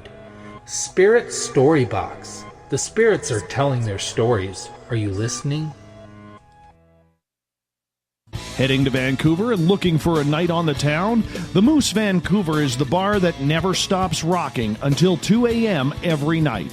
The Moose has great food with everything on the menu from $6.95 to $8.95. Fantastic, vibrant staff and rock and roll that will bring you back to when the music was real, the hair was long, and the guitars were rocking. Get your party on at the Moose Vancouver, the official party bar of Spaced Out Radio. Are you tired of being blocked, shadow banned, or placed in jail for simply posting your thoughts on social media? Social media freedom can take care of that for you. Social Media Freedom is the newest and one of the best free new apps that allows you the freedom to post what you want when you want. It takes seconds to download from your app store. Come join the tribe at Social Media Freedom. It's time to set yourself free. A timepiece is a reflection of who you are, and what better way to show off the real you than with an Escape watch? Escape is a lifestyle brand accessorizing your days and nights. Choose to escape and create the life of discovery that you deserve. Dream, play, unite with your own personalized Escape watch. Head to escapewatches.com. There is no time like the present to enjoy your escape. Use promo code SMF2017 for your 20% discount today. Are you intrigued by Paranormal Talk Radio? You'll love the new Paranormal Radio app from TalkStream Live. You'll find a great selection of talk shows covering UFOs, ghosts, strange phenomena, and much more. Download the Paranormal Radio app now and start listening to the very best in paranormal talk entertainment, including the network you're listening to right now, the Paranormal Radio app, free in Google Play and the iOS App Store. Hi there, this is Geraldine Orozco from San Francisco's Bay Area Meditation. I invite you to join me the first Tuesday of every month with Dave Scott for Spaced Out Radio's The Spiritual You. In this fast-paced world we live in, it's time for you to take some time for you. We'll cover every possible subject from powerful meditation to healing techniques to your own intuition and spirituality. So come join us for The Spiritual You. Visit purpleplates.com today. For over 40 years, the Purple Energy Plates have been delivering amazing results for their many customers. Inspired by the great genius Nikola Tesla, the harmony, healing, and energetic effects of the plates have proven over and over to be beneficial and often miraculous to thousands of customers. Check their site for daily specials and choose from their many energy products. You won't be sorry. Visit them today at purpleplates.com. Hello, this is your guitar man, Ron Bumblefoot Thal, and I have to tell you, I love the response I get for Little Brother is Watching from Spaced Out Radio fans. It's amazing how music can inspire and make people think deeper about what's going on in the supernatural world. You can head over to my website, bumblefoot.com, to check out my music, my guitar workshops, my touring, even check out some of the hot sauces that I'm working on. And make sure you keep on listening, because with Spaced Out Radio, you know Little Brother is watching. Coming soon to our website, spacedoutradio.com, is the SOR Space Travelers Club. For just $5 a month, you can get into a private area on our site where you can hang with other listeners in our chat room, post in our forum, and check out a bunch of exclusive content and store that won't be found anywhere else, including a nightly after-show party with Dave. It's going to be the best $5 a month you're going to spend. The SOR Space Travelers, only at spacedoutradio.com. So, you love talk radio? Then you'll love TalkStreamLive.com. TalkStream Live is always on, 24/7, with the best streaming talk shows. Find your favorite talkers and discover some new ones. It's free, readily available online or on mobile with any smartphone or tablet. Finding your favorite talk shows all in one place has gotten a whole lot easier. Just go to TalkStreamLive.com. Be sure to download the free apps from Google Play or the iTunes App Store. We're bringing scientific thought to the paranormal. Hi there, this is Spaced Out Radio scientist Chris Cogswell. Join me, Chris Zuger, and Dave Scott the second Wednesday of every month, where we break down the who from the woo when it comes to everything paranormal. We'll investigate and try to bring sensible answers to those straight and sometimes outlandish questions people have. Hey, not everything has an answer, but we'll do our best. Listen in to Reality Paranormal only on Spaced Out Radio. Did you know Spaced Out Radio runs 7 days a week? Hi there, this is Tessa Nicole Thomas, and I'm here to take you on a paranormal journey each Saturday and Sunday night. Why change the station when you have it all right here? Together, we'll hang out and share some strange and scary stories. And don't forget, we have Psychic Sundays as well, so come tune in Spaced Out Weekend. We get going at 9 p.m. Pacific, midnight Eastern, only at spacedoutradio.com, where we own the night. Hi, George Norrie here. Are you ready for UFO Megacon, the immersion event? 7 days, 8 nights, 50 new speakers, UFO military witnesses, experiencer groups, skywatches, and so much more. Join me at UFO Megacon, March 24th through the 30th in Laughlin, Nevada. Truly the one and only new information conference of the year. Now check it out at UFOMegacon.com. That's UFOMegacon.com.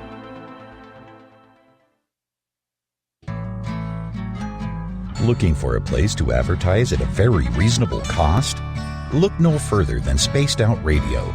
SpacedOutRadio.com has an advertising tab that you can click to check out our daily, weekly, and monthly packages to play on the radio, or our website including social media. From commercial spots to banners, we have it all. Check out our competitive pricing today.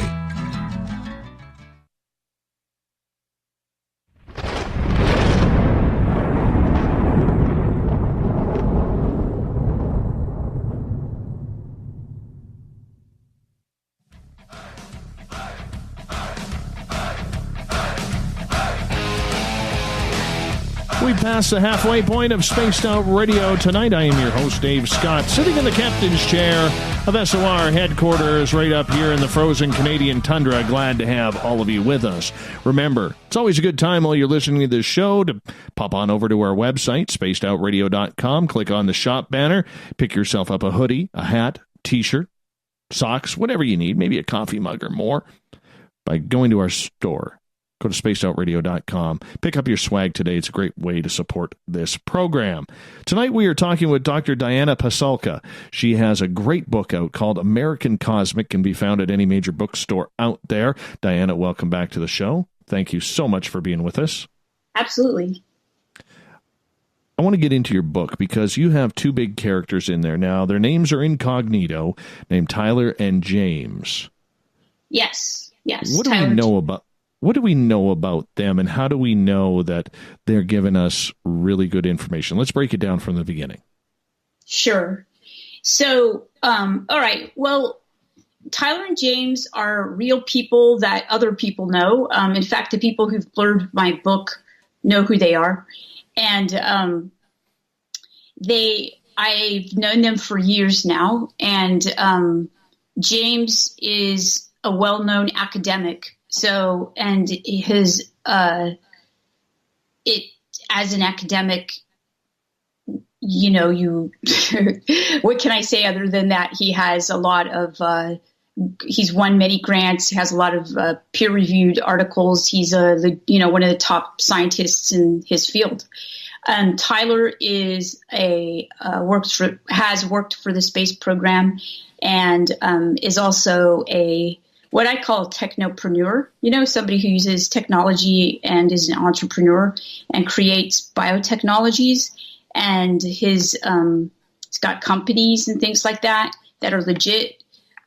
So what I have done is I was interested that when I first got into the topic, I was meeting experiencers, but then I started to meet little groups of scientists who studied the experiencers. And I thought, why are they studying? Because of course at that time I was agnostic about the topic. And I thought, this has never happened when I studied Catholic culture. So here you have these scientists who are basically really kind of mining the information of the experiencers. And I wanted to know why they were doing this. And so I kind of turned my lens away from the experiencers to the scientists, found out that many of them were experiencers, and then decided that I was going to basically an ethnography, it's a kind of fancy word for saying, study and write about them. And so I hung out with them and, went to the desert. That's the first two chapters of the book open in the New Mexico desert at an alleged alien craft crash site. So we go there and I'm interested in how and why they believe this. And so I follow them around a bit and find out. And so I interview them. And basically the first two chapters are, a journey that I take with them. And I also, during the journey, I interview each of them. They're amazing people. They've become people that I respect highly. And so that's who they are, Tyler and James. I named Tyler actually after his pseudonym is a reference to Tyler Durden from Fight Club, because Tyler Durden, I don't know if you've seen this movie, Dave, but it's a 1990s movie, and it's about these people, these men who start this fight club, and it's almost like a cult. Well, it is a cult, actually, and it's a very kind of quasi-religious cult, and they name it Fight Club, but you can't talk about it. So there are some rules to Fight Club, and the first rule is you can't talk about Fight Club. The second rule is you can't talk about Fight Club. So there's this idea within the culture of Tyler that he and his colleagues, they're not going to be talking about what they study. So they don't talk about it. And that's the first thing that I found out when I was at a conference with people like him and some academics. Academics, that's all we do is talk about what we do. And within their culture, that's what they don't do. So that's why I call him Tyler. And James chose his own pseudonym.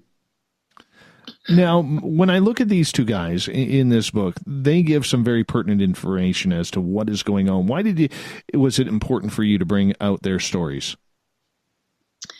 I think that first, they were the most impressive of the people that I had met in terms of the scientists. I met a lot of scientists. All of them were impressive.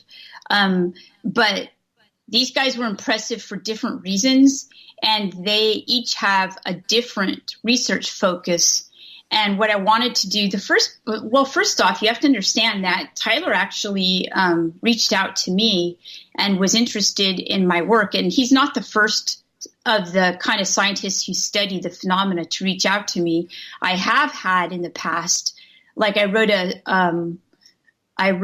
a bit about angels in the Catholic tradition and their materiality to people, not thinking that they're real or anything, but I actually, that article was actually read by some scientists, and some asked me about it. And I found out the scientists were ufology scientists, people who worked for other people who funded this type of research. So I was clued into the fact that they were interested in this kind of thing from a historical perspective.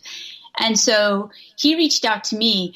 This wasn't exactly the most comfortable research project I've ever taken on. So I was not comfortable interacting with people that could, perhaps have affiliations that I wasn't aware of, or they had to be secretive. I wasn't comfortable with that. And so it took me a while to actually meet Tyler. And so a year and a half, actually, we corresponded for about a year and a half before we actually met. And so when I met him, I discovered his history. And at first I thought that he was kind of a person that seemed so unreal to me that to me he was he was almost like a caricature, right? And of a science fiction character.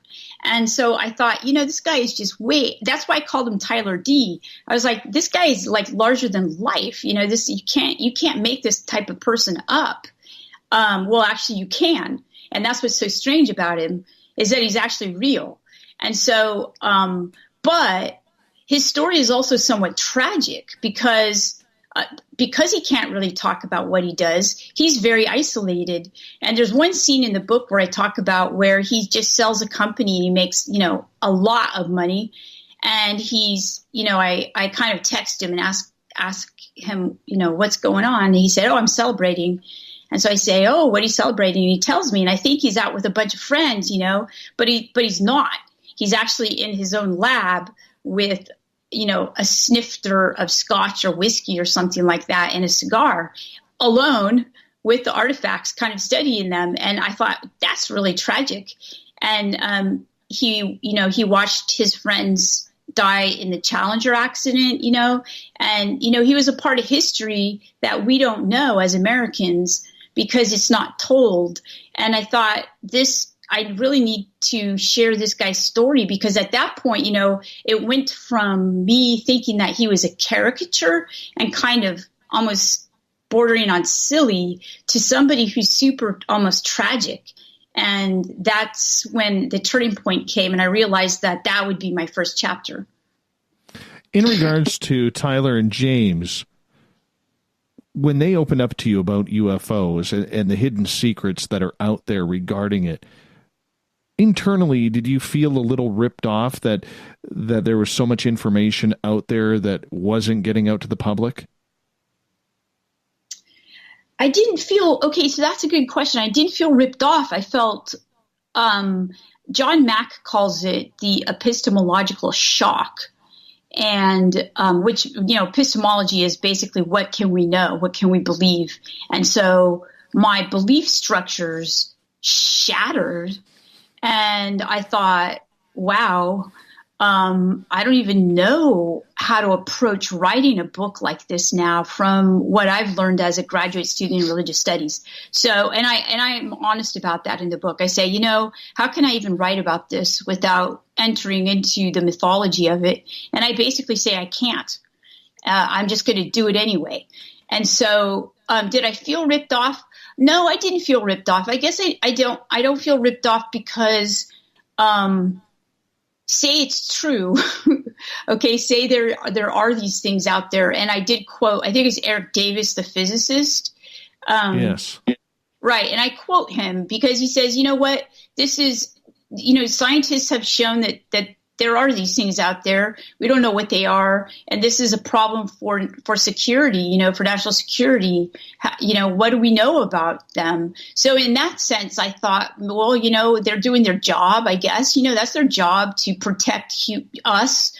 And are these things threatening? I don't know. Are they...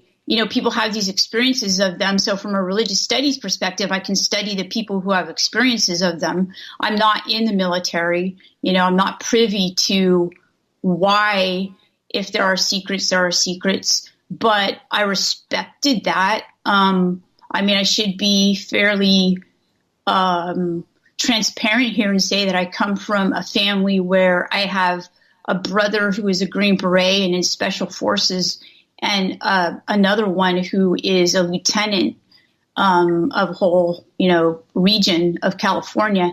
And so, when they say, that, we can't talk about that, there's usually a reason why they can't talk about that. So I didn't feel ripped off, no. Instead, I felt completely mind blown. So when you heard their stories and their information that they could share with you, what caught you off guard the most then? I guess what caught me off guard the most was let's put it this way, and you may feel this way yourself. These were two people who were extremely successful. Really, they could retire anytime they want, but they're not going to anytime soon. And the reason they won't is because of their obsession with knowing. And this obsession with knowing in what we call in religious studies is like a vocation. A vocation is Latin for being called to do something.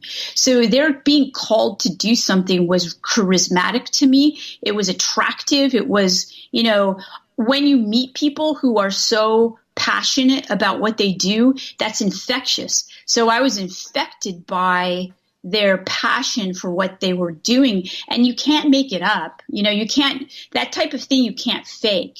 So I guess that part of, and plus they were telling me things that I believed because they were both, they really,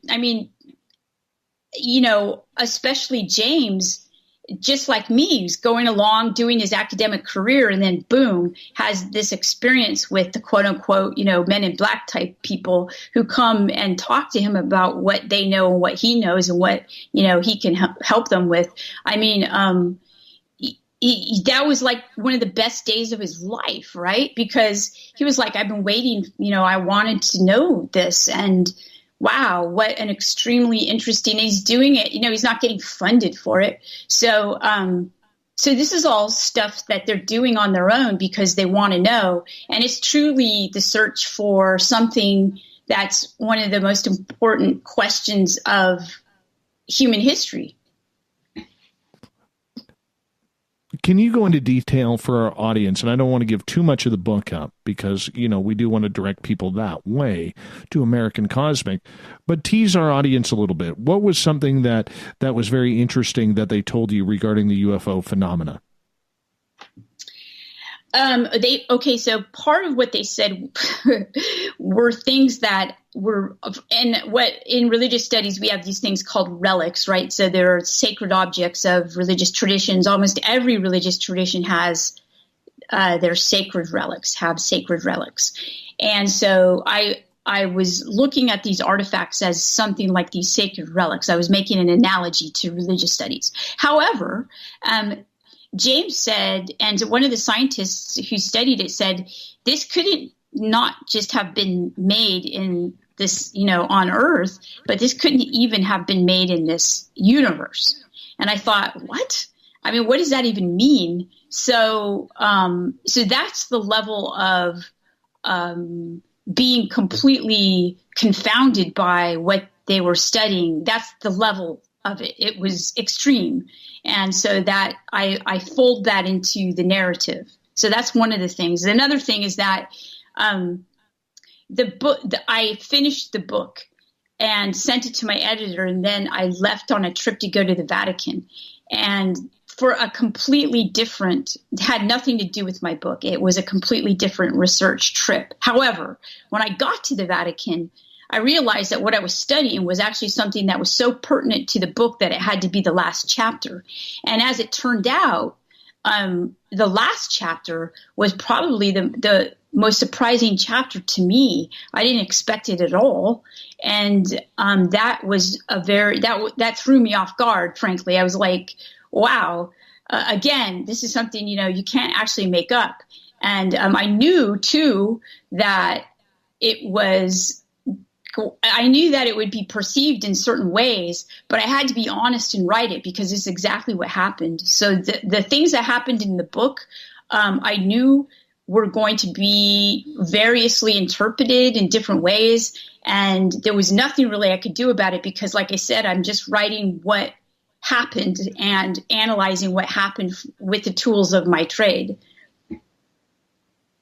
We are talking with Dr. Diana Pisanka tonight on Spaced Out Radio, author for American Cosmic, in regards to the metamaterials or the materials that they were finding.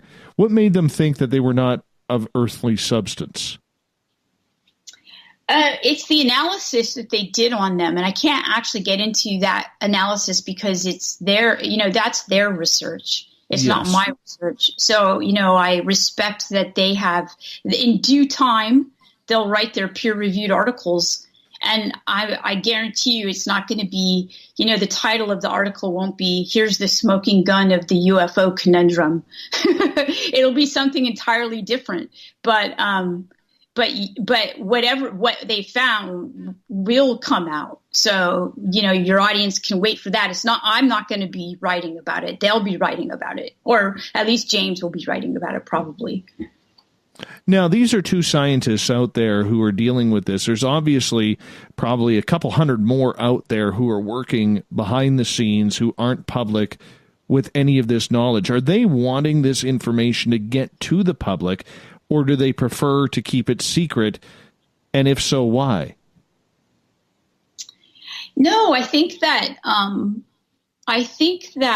well, first off, you have two very different types of scientists who work in different capacities in the book here, right? Tyler and James. James is an academic, so he doesn't care really about the secrecy. He's not trying to keep secrets. He's an academic, and that's what I mean when I say that there are these two codes of ethics. There's the Fight Club code, which is not what I abide by and not what James abides by, but what Tyler has to abide by. So, so this, like I said, so I wasn't angry that there were these secrets. I was curious, of course, and still am about it. But I don't think that the majority of scientists who are out there studying it want to keep it secret, frankly. That's not at all the idea that I got from James. So I think that, look at Jacques Vallée's work. That's not secret. You know, a lot of his really interesting work he did in the 1970s with, you know, the beginning of ARPANET. And the only reason he couldn't do a lot of the things that he knew could be done was because they hadn't invented the technology yet. Well, now they've invented the technology, so a lot of what he predicted would happen is happening. So again, he's if your listeners are interested, his work is also out there for free. All of this is stuff that you could find out there, and you know, if you're interested, I would go to sources like that, people who, you know, he's got a PhD in computer science from Northwestern, and he's an astronomer. I mean, you know, he worked on the military's proto-internet. You know, he mapped Mars. You know, he's a really smart person who's been doing ufology for a long time. I'd read everything he's written, and I'd read some of his early 1970s works too. We got about a minute here before we need to go to break. In regards to these gentlemen who are coming out with this information, do you believe that they are telling the truth? Do you believe that they are people who can be trusted with this type of information? Who are you referring to? Tyler and James. Oh, Tyler and James. Absolutely. Yes. So I've known them, you know, I wouldn't have included them. Like everyone in the book who I've included had to pass my discernment test. So I had to know them for a while. I had to meet them on many occasions. James, no doubt, I believe him because, like I said, he wouldn't have the position that he has if you know, he's got, when you're in academia, you have your work peer reviewed, which means that other academics who are on your level look at it and they tell you whether you're right or you're wrong. So he's telling the truth.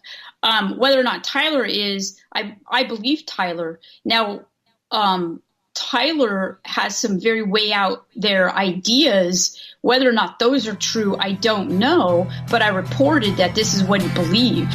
So he's got beliefs about where he gets it. There's no doubt his biotechnology is out there, and people are being, you know, saved by it. And that's a fact. That's not. Doc, we got to wrap it up right there because we're going out for hour number 2 is complete right now on Spaced Out Radio.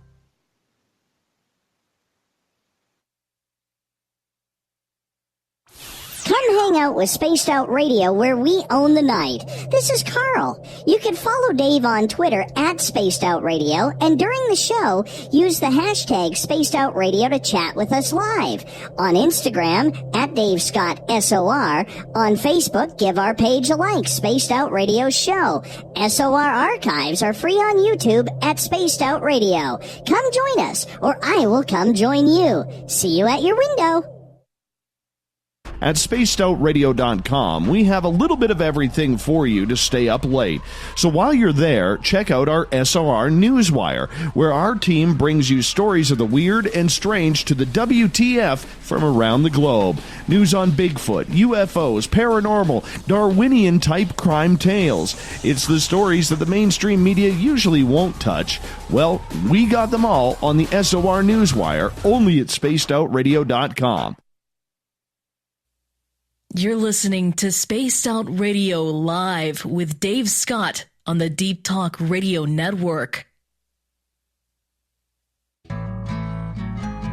Looking for a place to advertise at a very reasonable cost? Look no further than Spaced Out Radio. SpacedOutRadio.com has an advertising tab that you can click to check out our daily, weekly, and monthly packages to play on the radio, or our website including social media. From commercial spots to banners, we have it all. Check out our competitive pricing today.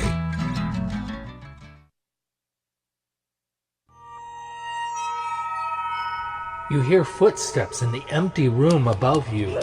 A rocking chair begins rocking by itself. Don't be afraid of the things that go bump in the night. Reach for Spirit Storybox, the iPhone app the Huffington Post UK called the only ghost hunting app you will ever need. Spirit Storybox. The spirits are telling their stories. Are you listening?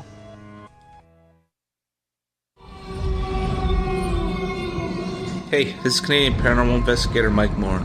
The third Wednesday of every month, I'll be teaming up with Dave Scott to bring you Ghosts of the Great White North. Each month, we will bring on guests from across Canada to discuss their ghostly encounters. Canada is a paranormal hotbed with stories you've never heard, so we're going to bring them to you. So get comfy on your Chesterfield, grab a donut, and join us, eh?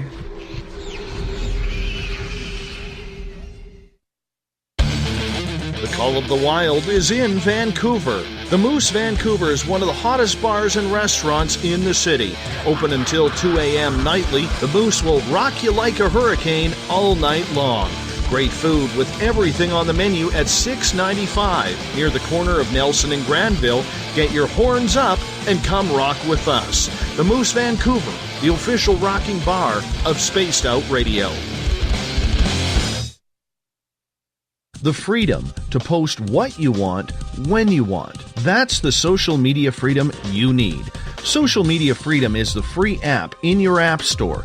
No need to worry about going to jail or being shadow banned any longer. It's the freedom to say what you feel. The freedom to know Big Brother isn't watching. It's the way social media is supposed to be. Social Media Freedom.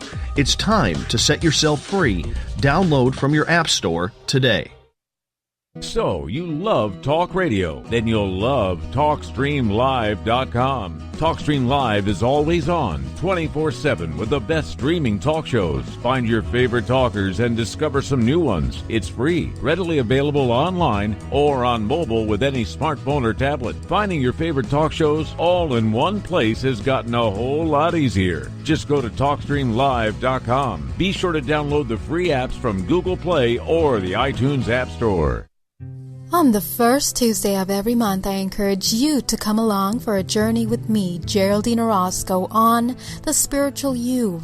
Together, we will take a look at how to access the highest expression of yourself and change your life. Consciousness, ET contact, health, and wellness, we can talk about it all. So come along for a spiritual ride with me, Geraldine Orozco, on The Spiritual You, only on Spaced Out Radio. Hi, George Norrie here. Are you ready for UFO Megacon, the immersion event? 7 days, 8 nights, 50 new speakers, UFO military witnesses, experiencer groups, skywatches, and so much more. Join me at UFO Megacon, March 24th through the 30th in Laughlin, Nevada. Truly the one and only new information conference of the year. Now check it out at UFOMegacon.com. That's UFOMegacon.com. You know, it's hard being the bad man of ufology, but that's just the way that I like it. This is Chris George Zuger, and I'll be hanging out with Dave Scott and SOR scientist Chris Cogswell for Reality Paranormal, the second Wednesday of every month. And our job is to break it down and come to conclusions as to what is really going on in the supernatural world. I'd love for you to join us right here on Spaced Out Radio. Find your escape where time has no limits. It's about living today and cherishing the heritage of yesterday. A spirit of adventure for what is new, with the nostalgia of the past. Your timepiece is a reflection of who you are. Life surrounded by beauty from the world around us to the soul within. EscapeWatches.com. There is no time like the present to enjoy your escape. Use promo code SMF2017 for your 20% discount today. Visit purpleplates.com today. For over 40 years, the Purple Energy Plates have been delivering amazing results for their many customers. Inspired by the great genius Nikola Tesla, the harmony, healing, and energetic effects of the plates have proven over and over to be beneficial and often miraculous to thousands of customers. Check their site for daily specials and choose from their many energy products. You won't be sorry. Visit them today at purpleplates.com. We are getting ready to relaunch the SOR Space Travelers Club at spacedoutradio.com. For $5 a month, you can join us for a plethora of features found nowhere else. Hang out in a private chat room during the show and after party. You can check out some exclusive content and a store specifically for you, as well as a private listener forum where you can post your thoughts, stories, and pictures. the SOR Space Travelers Club, coming soon to spacedoutradio.com. Get your horns up with me on Spaced Out Radio. This is Ron Bumblefoot Thal. Come tune in to SOR where you can hear me rock out with Little Brother is Watching, the official theme song of Spaced Out Radio. And then come on over to bumblefoot.com where you can find out about my tour schedule, my music, and everything else. Bumblefoot.com keeps you up to date on what I'm doing and the best way to stay in touch with my music and music camps. Sign up for my newsletter at bumblefoot.com and remember, Little Brother is Watching. Would you like to connect with us? Head to spacedoutradio.com for all your latest show info. Now, back to Dave Scott and SOR. Welcome back to the third and final hour of Spaced Out Radio. Tonight, I am your host, Dave Scott. Thank you so much for being with us. Tomorrow night on the show, we find our Zen and Archie. Geraldine Orozco from Bay Area Meditation is back with the Spiritual You, starting at 9:06 Pacific, 12:06 a.m. Eastern at spacedoutradio.com.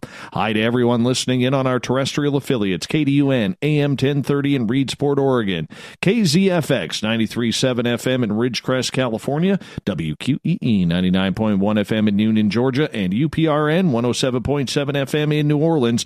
On the digital side, hi to everyone listening in on Revolution Radio and Deep Talk Radio. Good to have you with us.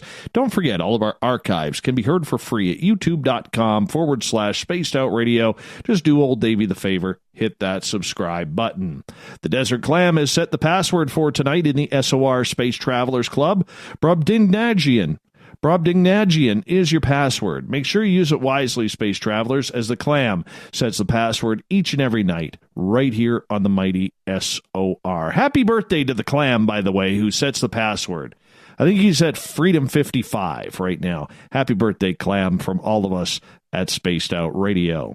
Now, our website is spacedoutradio.com, where we have a plethora of features for you. You could rock out to Bumblefoot, go shopping at our Spaced Out Radio store while you're tuned into the show, and of course, read up on Captain Shirk's SOR Newswire, and so much more. For the final time tonight, we introduce Dr. Diana Pisanka. She has a great book out that can be found at any major bookstore called American Cosmic. It's about UFOs, religion, technology, how they all blend together. Highly suggest you get it. It is a very highly rated book, so you definitely want to check it out indeed. Diana, thank you so much for coming on Spaced Out Radio tonight. What a pleasure it's been to have you on. Thanks, Dave. It's been fun. I want to start off with some audience questions here. Let's go over to Twitter at hashtag Spaced Out Radio from Marty. And he is asking, has MUFON, in your opinion, become a kind of a religious institution in the way they discourage any questioning of their official dogma by their members? Yeah, actually, okay, so that's a really good question. I do address MUFON in my book, and I do say that that the organization, there are the individuals in the organization, then there is the official organization itself. And I do know, like, the state director here, and she's wonderful, wonderful person. And I know some field researchers too, and wonderful people.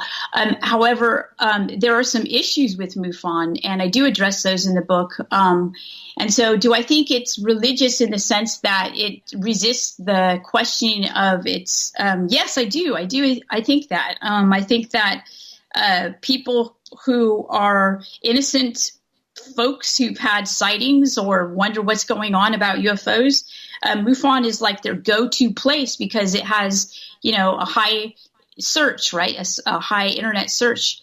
You tap in UFOs and you get MUFON. So you're going to, if you know nothing about the topic, you're going to get a lot of information at that site. And so they will, like, Dave mentioned earlier, they're going to be presenting their narrative of it. And without criticizing MUFON directly, I say that, consumers be aware of what you're consuming when you're going to MUFON or like looking at their various, I think their database is cool and we can look at it, but then what gets done with their database is kind of interesting. And I do mention that in my book as well. So yes, right, I agree with the question there.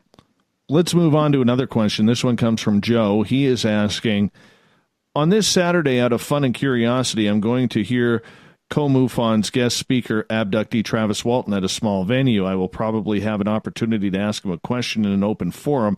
I don't feel inclined to believe his story. If you were me, what do you think that question would be to him? Oh, to Travis Walton? Well, Travis Walton is really interesting. I think that, he seems fairly genuine, whether or not what happened to him happened. And this is what I say about all the experiencers, and even, Tyler and his ideas in the book. I believe, and even Ray Hernandez, I can't prove what happened to them, but I believe that something happened to them, right? So I believe they're them. And there are new ways of doing lie detector tests these days that are fairly accurate. So, and I think that Travis Walton takes one almost every year he takes one, because he's been so questioned about his belief. My own personal opinion would be to ask him, he said that he's gone on record a lot saying that the movie kind of misrepresented what happened, and he's also changed his ideas of what has happened to him through the years. I would ask him what brought about those changes to his ideas of what happened to him and what he thinks about those. That's what I would ask him. That would be of interest to me. I get to actually meet Travis this year. I will be speaking at the Alien Cosmic Expo in Toronto in September, as it's focused on experiencers this year, and I will be sharing my experiences with the Canadian public there in regards to it, and I'm looking forward to meeting him. I believe him as well, and I think when you go into a situation, and I'll put it this way as to why I believe him. I think when you go into a situation like that where you are filled with panic and fear and you don't give yourself time to analyze what happened, of course you're going to think of it as a very negative aspect. But I think the more he's looked at it and the more he has researched it on his own, I think that's where it has happened. Plus, there is rumors. He's never really admitted it, but I've talked to people who've talked to him, and the contact is actually continued. And I think that's what changed his perspective on everything. Oh, that's fascinating. The thing is that the UFO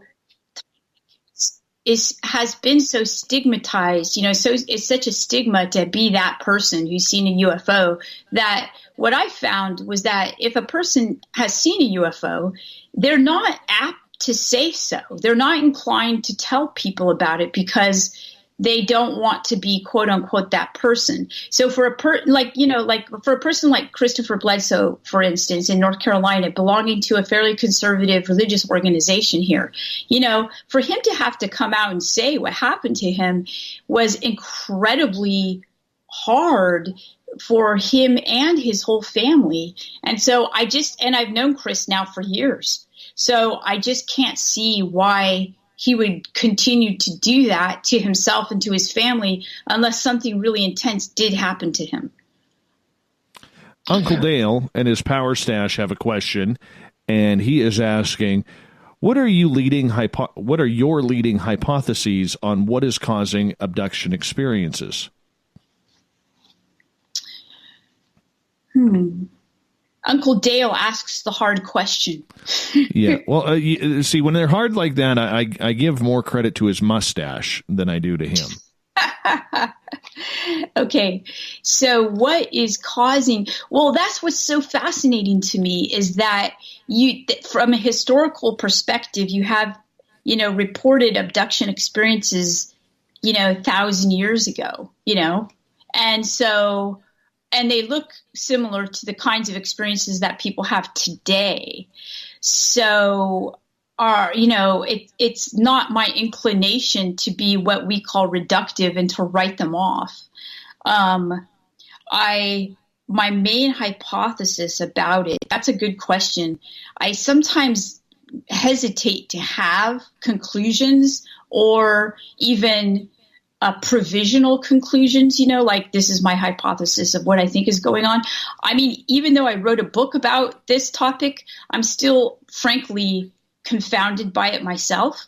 And the people who I know now, so many, like probably more than 1,000 people who've had these experiences. And then I have all of these, anecdotes from history, reports that sound so similar that I have to say, I know people who are police officers who won't talk about it because of the, jeopardizing their reputations. So, I know the fear that goes into even disclosing that you've had this experience or that this experience has happened to you. I think that's what confounded John Mack as well. What's going on here? And he concluded, he was a believer. He concluded that there were, he didn't know what they were, but he called them extraterrestrials that were interfacing and engaging with humans in various ways. You have Whitley Strieber, a friend of mine who continues to have experiences as well, who believes the same thing.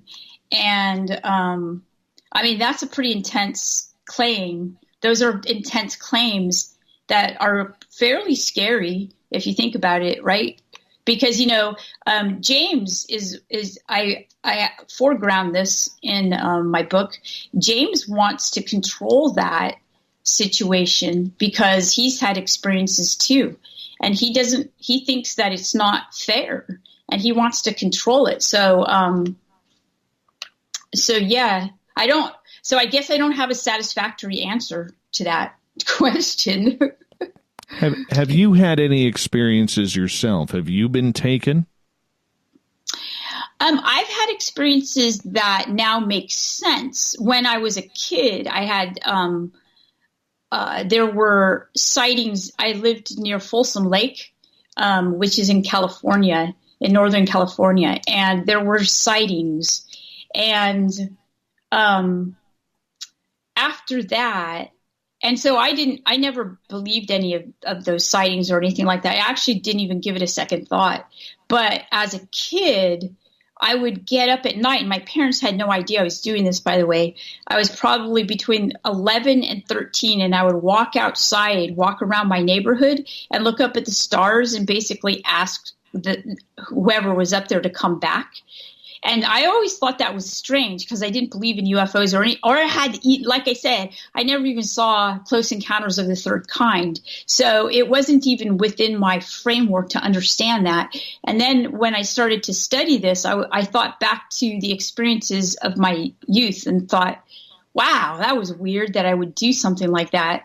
And but I don't have any memories of abduction or anything like that. But I did actually in 2015.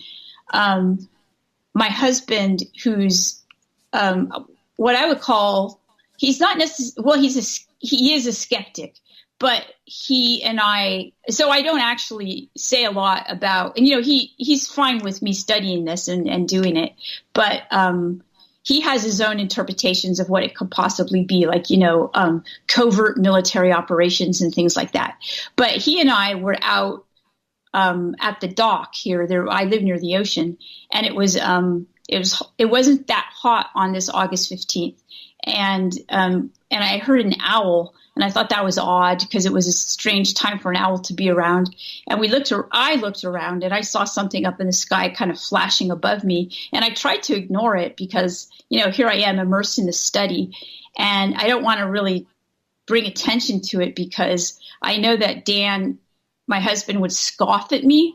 And so I didn't say anything, but it didn't go away. And it was almost like it was like mocking me. So finally I turned to Dan and I said, can you please help me understand what's up there? And he looked up at it, and we both sat there and stared at it for a long time. And it just kind of moved around. And then it just completely disappeared. And it didn't have a linear pattern or anything like that. And so that's what happened in 2015, which is a holy day in the Catholic calendar, the Assumption of the Virgin Mary. And it was a very significant day for me for lots of different reasons. And then strangely, coincidentally, it kind of went on. in that the next day, Jeff Kripal sent me a paper he was writing about Whitley Strieber and owls. And then out of the blue, Mike Clellan, I don't know if you know who he is. He's the owl guy. Yeah, Mike Clellan out of the blue, who I did not know, decided to Skype me. And it was just a very strange bunch of coincidences that I guess go along with that kind of weird experience. So I don't have any conclusion as to what it was, but Dan does say, he says, well, it's definitely unidentified and it wasn't a normal aircraft. And I happen to know the MUFON director, and I asked her what happened. I asked her a day later, and because they always check if there are reports, if there are military maneuvers. And so I said, were there military maneuvers that night? And she said, no. In fact, there was a whole flap down the coast. There was a UFO flap. And I talked to her a month later, and then she said, no, there were military maneuvers. So I don't know. Boy, that changed pretty darn quick. Yeah, that's what I thought. There's been a lot of talk over the last 15 months about disclosure, whether or not we're moving closer to it or not. And there is a lot of issues around that. People in this field really don't know where to draw the line in the sand, whether or not they believe it's going to happen or not, so to speak. Where do you stand on disclosure, and what do you think we're missing as the public regarding this topic? I'm a somewhat colleague of Robbie Graham in the UK, who does Silver Spring Saucers, right? And he's really a smart guy, and he's written about disclosure. And I kind of go along with him in the sense that if the government comes out and basically makes this disclosure, I mean, what's their track record on the UFO phenomena? Shouldn't we take that into consideration? And then Kit Green, who I also know, made some very interesting comments in Mirage Men, right? The Mirage Men. And he said some things about disclosure as well, that it happens through media and, to get people kind of used to the idea and that type of thing. My view on quote unquote disclosure, I mean, that harkens back to this idea of the Fight Club and, the don't talk about it. And then all of a sudden, boom, here is this talking about it. So, I don't know. I think that I think that a lot of people, do we need a governmental agency to already say that this stuff is happening? I think we all know it's happening, right? Oh, I think we do. I think we just want that confirmation because, I mean, other governments have come out and said, this is what's happening, this is what's going on. And in the meantime, we want that authority to say, this is it, this is what's going on, this is what's happening. And for a lot of people, we don't feel we're getting it. And that's kind of the issue with it. I agree. I think that maybe they don't know what's going on. So they don't want to come out and say something really weird is happening. We don't know what it is. That could very well be the case. Yeah, it could very well be. I don't know that's the case, but I would assume that that's the case. And, I mean, if there are, if they're studying it and, the revelation of last year was that, yes, they have been studying it. What if they just don't know what's going on? They're in the same position as you, or me. And then there's Eric Davis, who says that it's an issue of national security. So there's so many different factors involved that that complicates the issue. Yeah, but you could hide anything under the topic of national security. That's how you get away with it. That doesn't explain, whether or not Roswell happened or Kecksburg happened or other situations like that happened. You know what I'm saying? Yes, I do. I do know what you're saying. Yeah. I agree. I mean, I don't have an answer to the question. It's not a question. It's actually just an ongoing issue.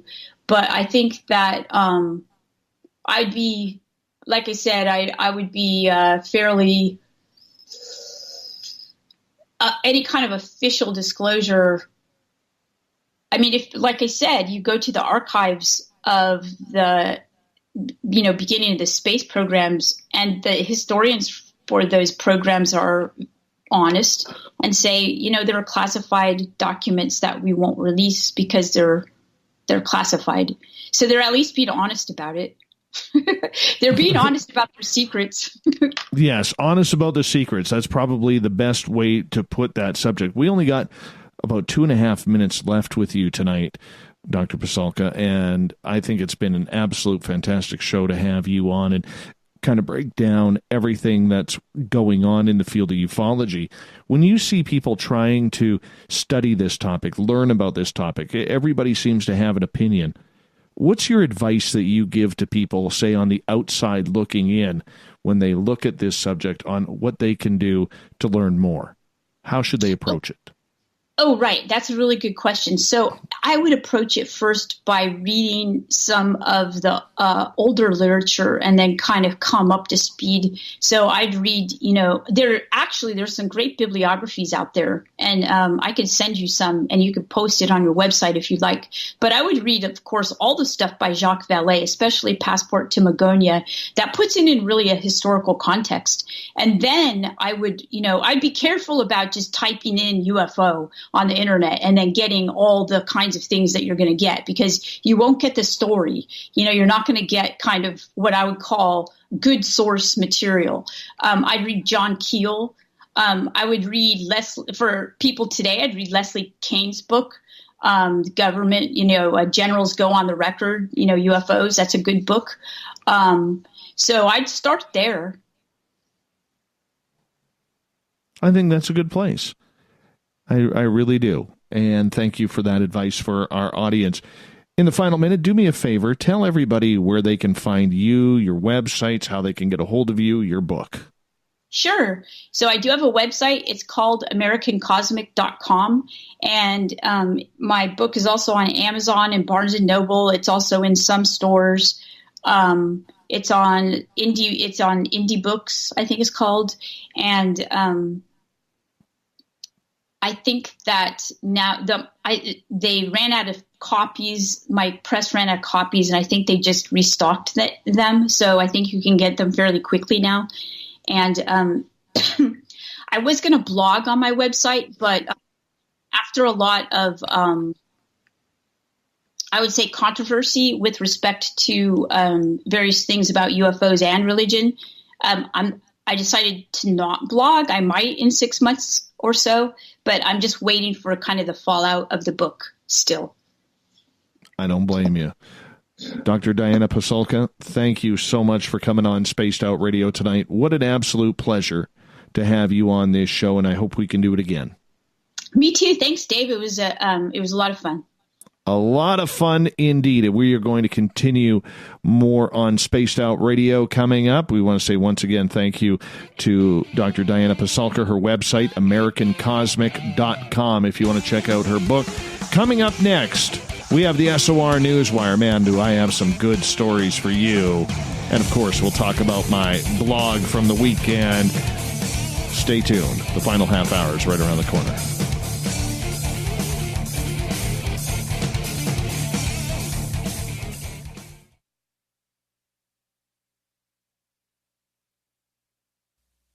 You're listening to Spaced Out Radio Live with Dave Scott on the Deep Talk Radio Network. So, you love talk radio? Then you'll love TalkStreamLive.com. TalkStream Live is always on, 24/7, with the best streaming talk shows. Find your favorite talkers and discover some new ones. It's free, readily available online or on mobile with any smartphone or tablet. Finding your favorite talk shows all in one place has gotten a whole lot easier. Just go to TalkStreamLive.com. Be sure to download the free apps from Google Play or the iTunes App Store. Heading to Vancouver and looking for a night on the town? The Moose Vancouver is the bar that never stops rocking until 2 a.m. every night. The Moose has great food with everything on the menu from $6.95 to $8.95. Fantastic, vibrant staff and rock and roll that will bring you back to when the music was real, the hair was long, and the guitars were rockin'. Get your party on at the Moose, Vancouver, the official party bar of Spaced Out Radio.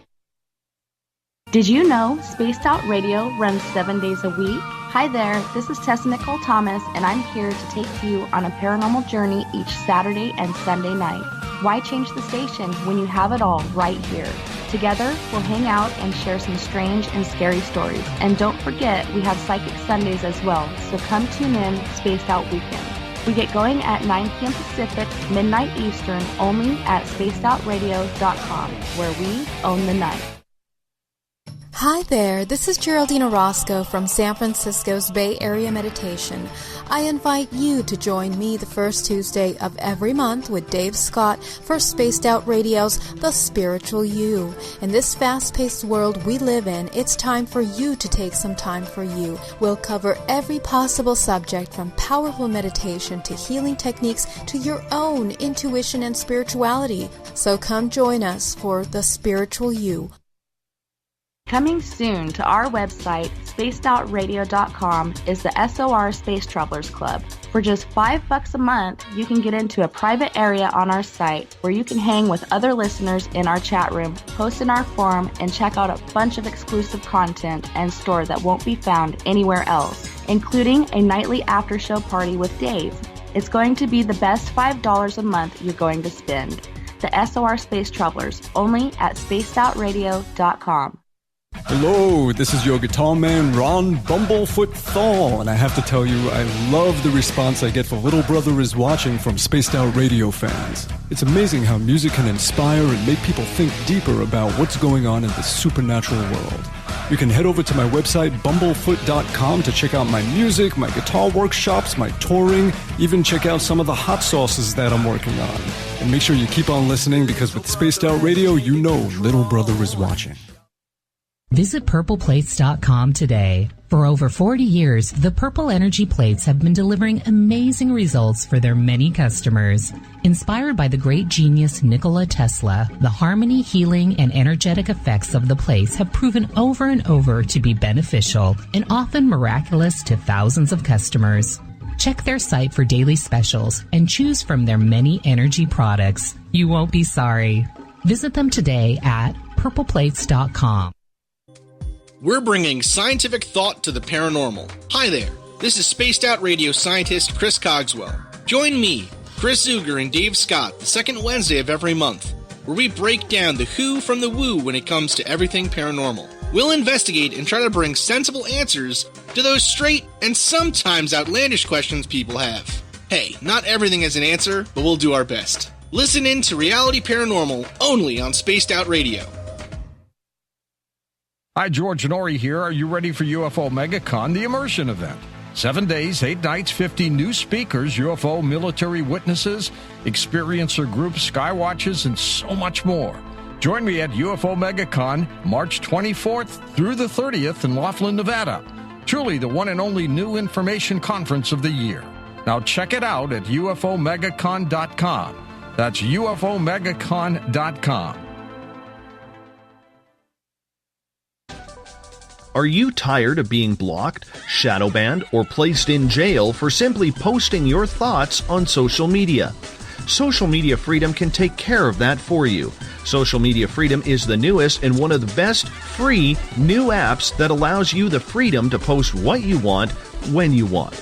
It takes seconds to download from your app store. Come join the tribe at Social Media Freedom. It's time to set yourself free.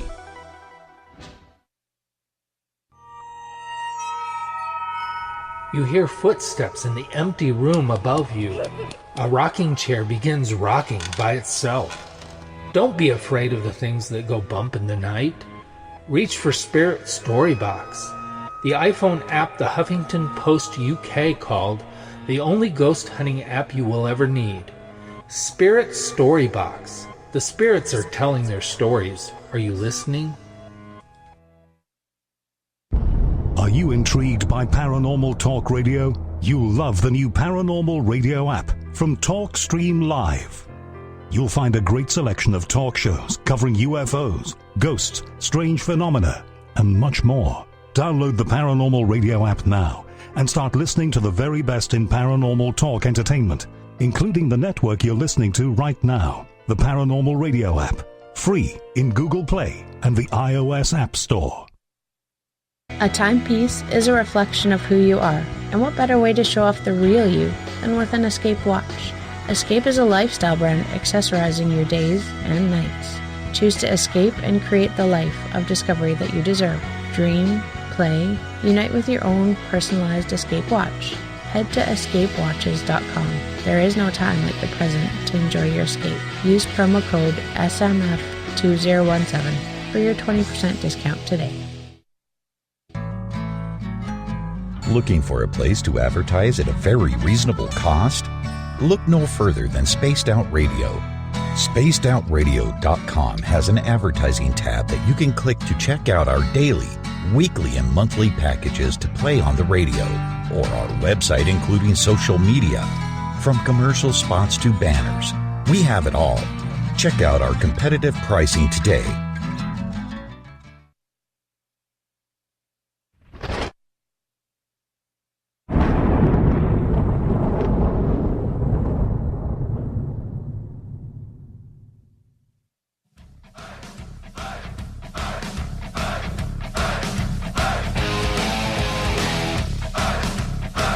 We've rounded third. We're heading for home tonight on Spaced Out Radio.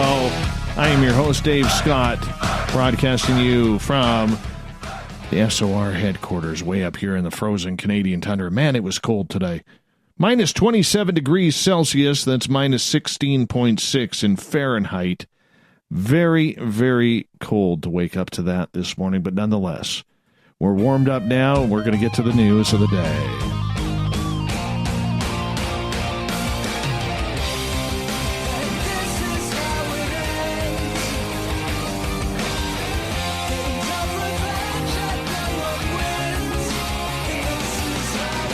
The news is always changing, which is why we bring you the SOR Newswire at the back end of every single show here on the mighty SOR.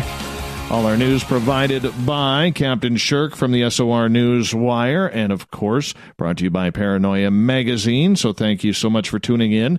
Now, normally on Mondays, I've got into this thing the last couple of weeks where I talk about my blog. Now, I know Birthday Jeff is rolling his eyes about that. Rolling his eyes, but we will get to the fun news because we've got a really good Florida story coming up. And if you can't pick on Florida, who can you really pick on, right? Is that correct? I would agree with that. But nonetheless, I wrote my blog on, it's almost Paracon time. UFO con, every kind of con that is out there, as the paranormal community will go absolutely crazy over the next few months. Almost every weekend, these Paracons, UFO cons popping up. I will be speaking at 3 of them this year. My first one will be in July in Mississippi. And then I'm traveling in September, back-to-back weekends. I go to Toronto for the Alien Cosmic Expo, September 21st and 22nd. And then when I get back from that, do a few shows and then head down to Washington State for Forest Moon Paracon's 4th annual event.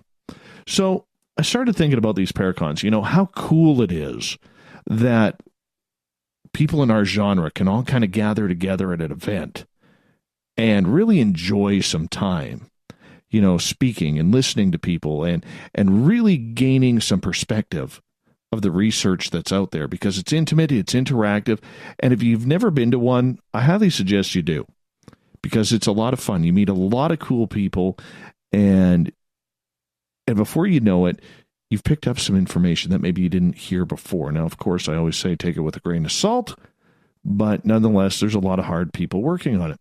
But the more I started looking at a lot of these lists, okay, and I'm pretty thankful that I'm speaking at 3 this year. I spoke at a couple last year, a couple the year before, which was a lot of fun. But I look at a lot of people who are not speaking at these events. And when you look at these events, it's weird because you see the same people over and over and over and over again. Now, when you break down, everything you go into has these top-tier people. I would consider people like John Tenney, like David Weatherly, Grant Cameron, people like that as top-tier draws for these type of events. And you have to have those people. They are the draw. They are the name. They are the people who are out there on all the television shows and documentaries and everything along those lines. Those are the people you want to hear speak. And when you look at it, you have to see them speak because events have to bring in people like that. Even though for some, like Stanton Friedman, for instance, self-admittedly, he said his speech never changed over the last 20 years of talking, just the words did every now and again, and the presentation. So the point that I'm getting at is, looking at a lot of these paracons, it makes me wonder if a lot of these people are really paying attention to their lists, because I've interviewed a lot of people in this field, man. A lot of people in this field that should be speaking at these events. I don't see anybody like Varla Ventura or the paranormal lawyer Michael W. Hall, Rich Giordano, Mike Morin. Some very good people. I don't see them doing a lot of speaking events. And there's a lot more out there. I just bring up those names. And yet, a lot of the times, we see people out there who are fakes, phonies, self-titlers for self-importance, speaking and doing this tour, getting like 10, 15 different events a year. Now, some will say that is good self-promotion. But if you're a host of one of these events, don't you think you should do your homework on who you're bringing in? Just because they have a popular podcast or had a 12-second spot on a television show doesn't mean that they have anything to bring to the table for your audience. And so, not that I'm not trying to be, sound whiny or anything, because I'm definitely not. I definitely love the fact that I've been chosen to speak at 3 Paracons this year, and I know there's a couple who have me in mind for next year, and I enjoy it. I like doing 3. I'd like to do like 5 or 6, but I know that I haven't worked my way up there yet. But I'm saying for people out there who've done some great information, Rob Morphy is another one, the crypto historian. That's another one I would love to see doing more type Paracons as a speaker. I mean, we miss out on people like that. We really do. And for these people who are organizing these events, you got to do your homework.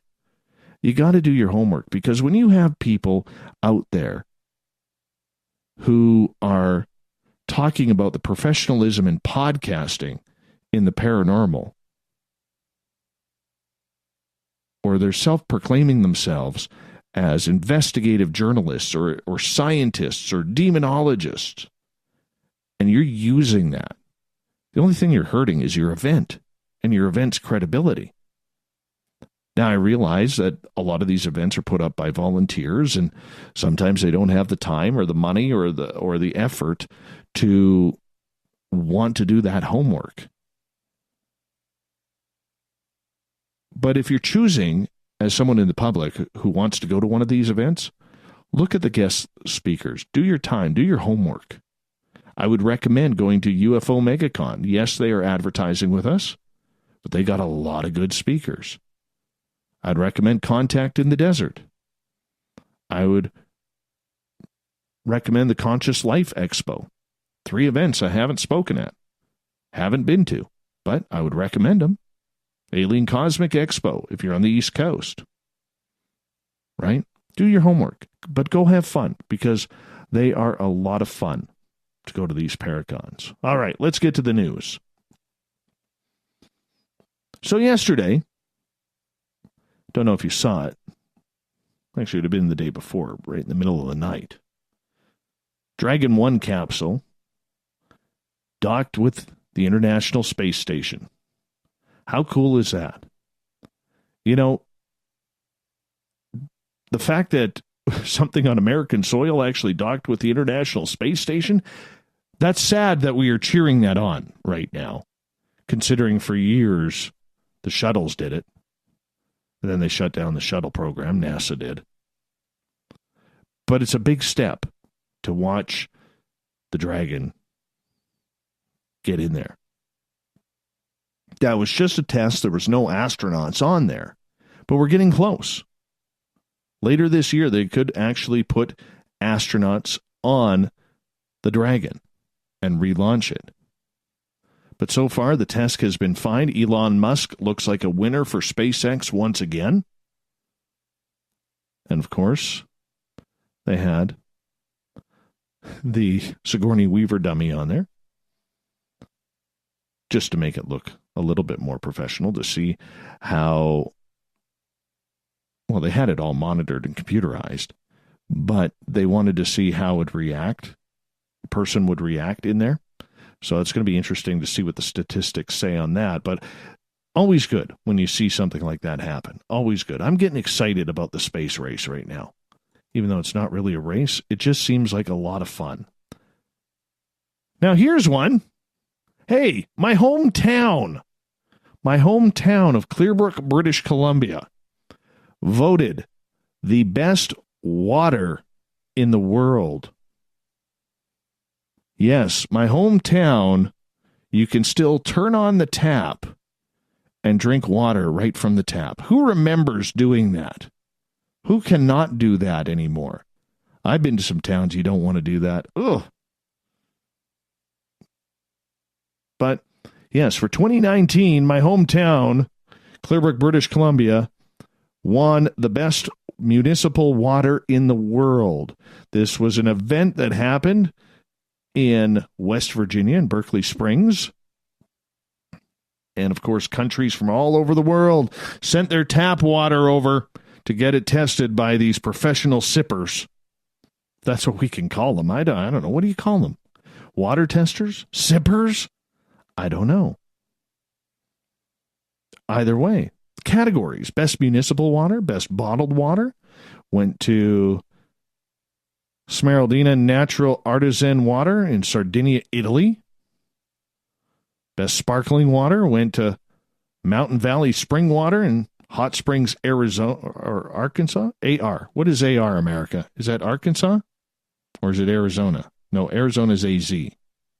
Arkansas, I believe. Pardon me, I'm in Canada.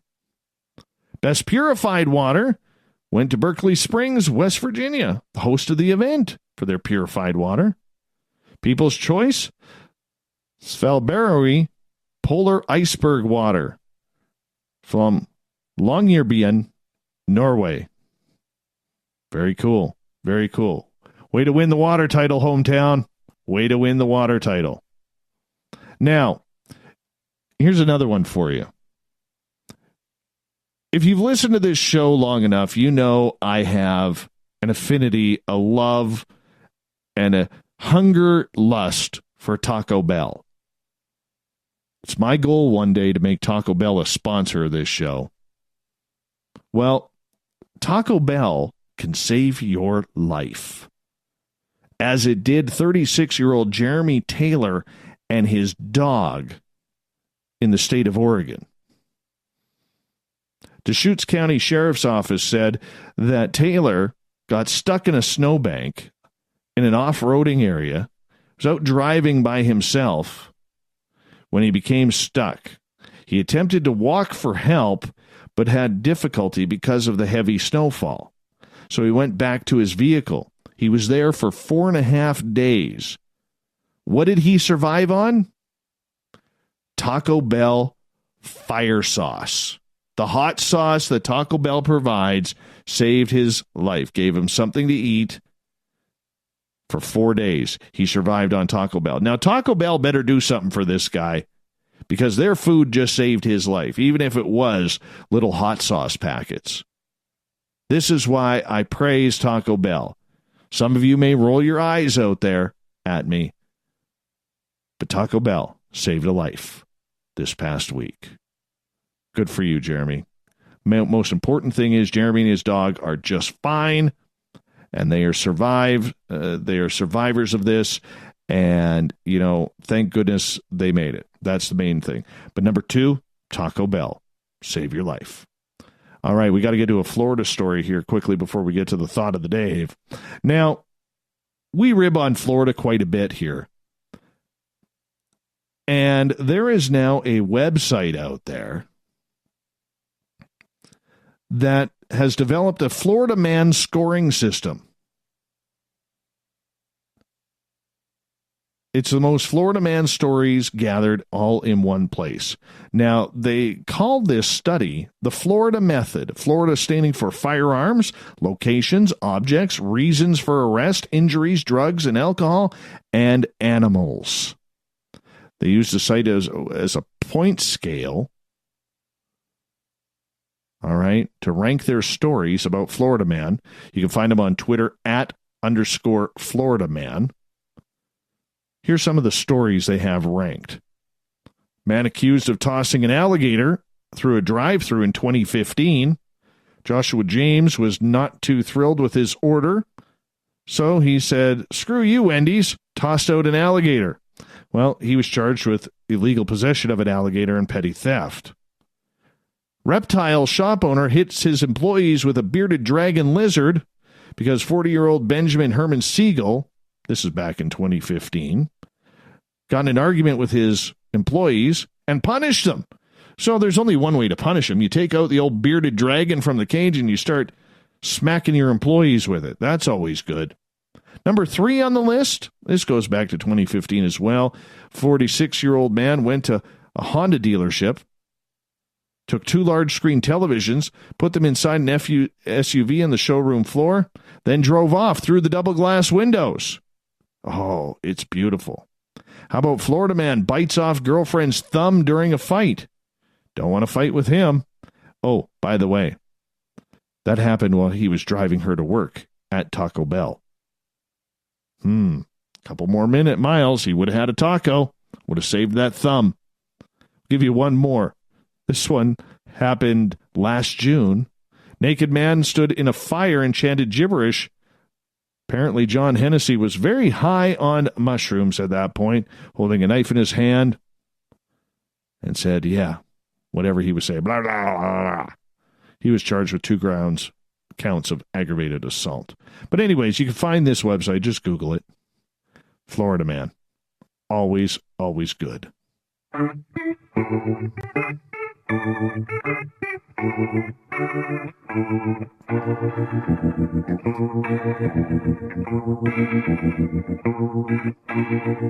Thought of the day happens every time at this night.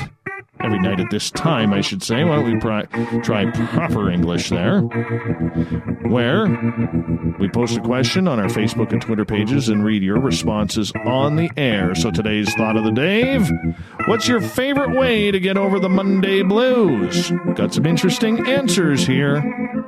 Kelly and Kelly's Beard started off, I only work 4 days a week, so being off on Monday makes my Tuesday blues a real thing. Usually a bunch of cussing and spitting. Chris said Scotch makes it better. Then again, it makes every day better. Rick just purchased a Spaced Out Radio hoodie. Thank you for that. He goes, I love watching Rich Giordano on the previous night's Goof on radio stream. I wake up early to catch it before work, and then I keep the energy going with a little SOR on the way. And then I climb to the top of the rope and give Monday the biggest leg drop it's ever seen, brother. That's right. I forgot to go into Hulk on that one. Gail, what? Rob Zombie always makes me feel better on a Monday morning when I feel very, very bad waking up to start a new week. She cranks the Dragula. She cranks the Dragula right there. Reverend Keith, I get busy. I organize. I plan for the week. William, Guinness. Lindsay's all about meditation and yoga. Jade says, I look forward to Tuesday. Chris, it's all about music. What music kicks it off? Robin Roll, Jack and Cokes make me feel better. Matthew, Spaced Out Radio Archives, obviously. John, I'll have a doobie. Cheryl, have a drink or two. After today, definitely need alcohol. Laura, it's my day off. Clean house. Get some free vitamin D outside. Go for a walk. Oh, must be nice. Must be nice. R. Keith Andrews. This is for the Woo crowd on Twitter. I have no idea, as I've never experienced them. Huh? I don't get it. Kevin, sleep until dark, then take a walk in the park. You might see a lark, a requiem shark, or even an aardvark. It all depends on the particular quark and the length of the spark. Very nice. Final one, Carl. Human Carl. Don't need to worry about it. I retired. That's the thought of the day. You can find all the news at spacedoutradio.com by clicking on the news banner right there.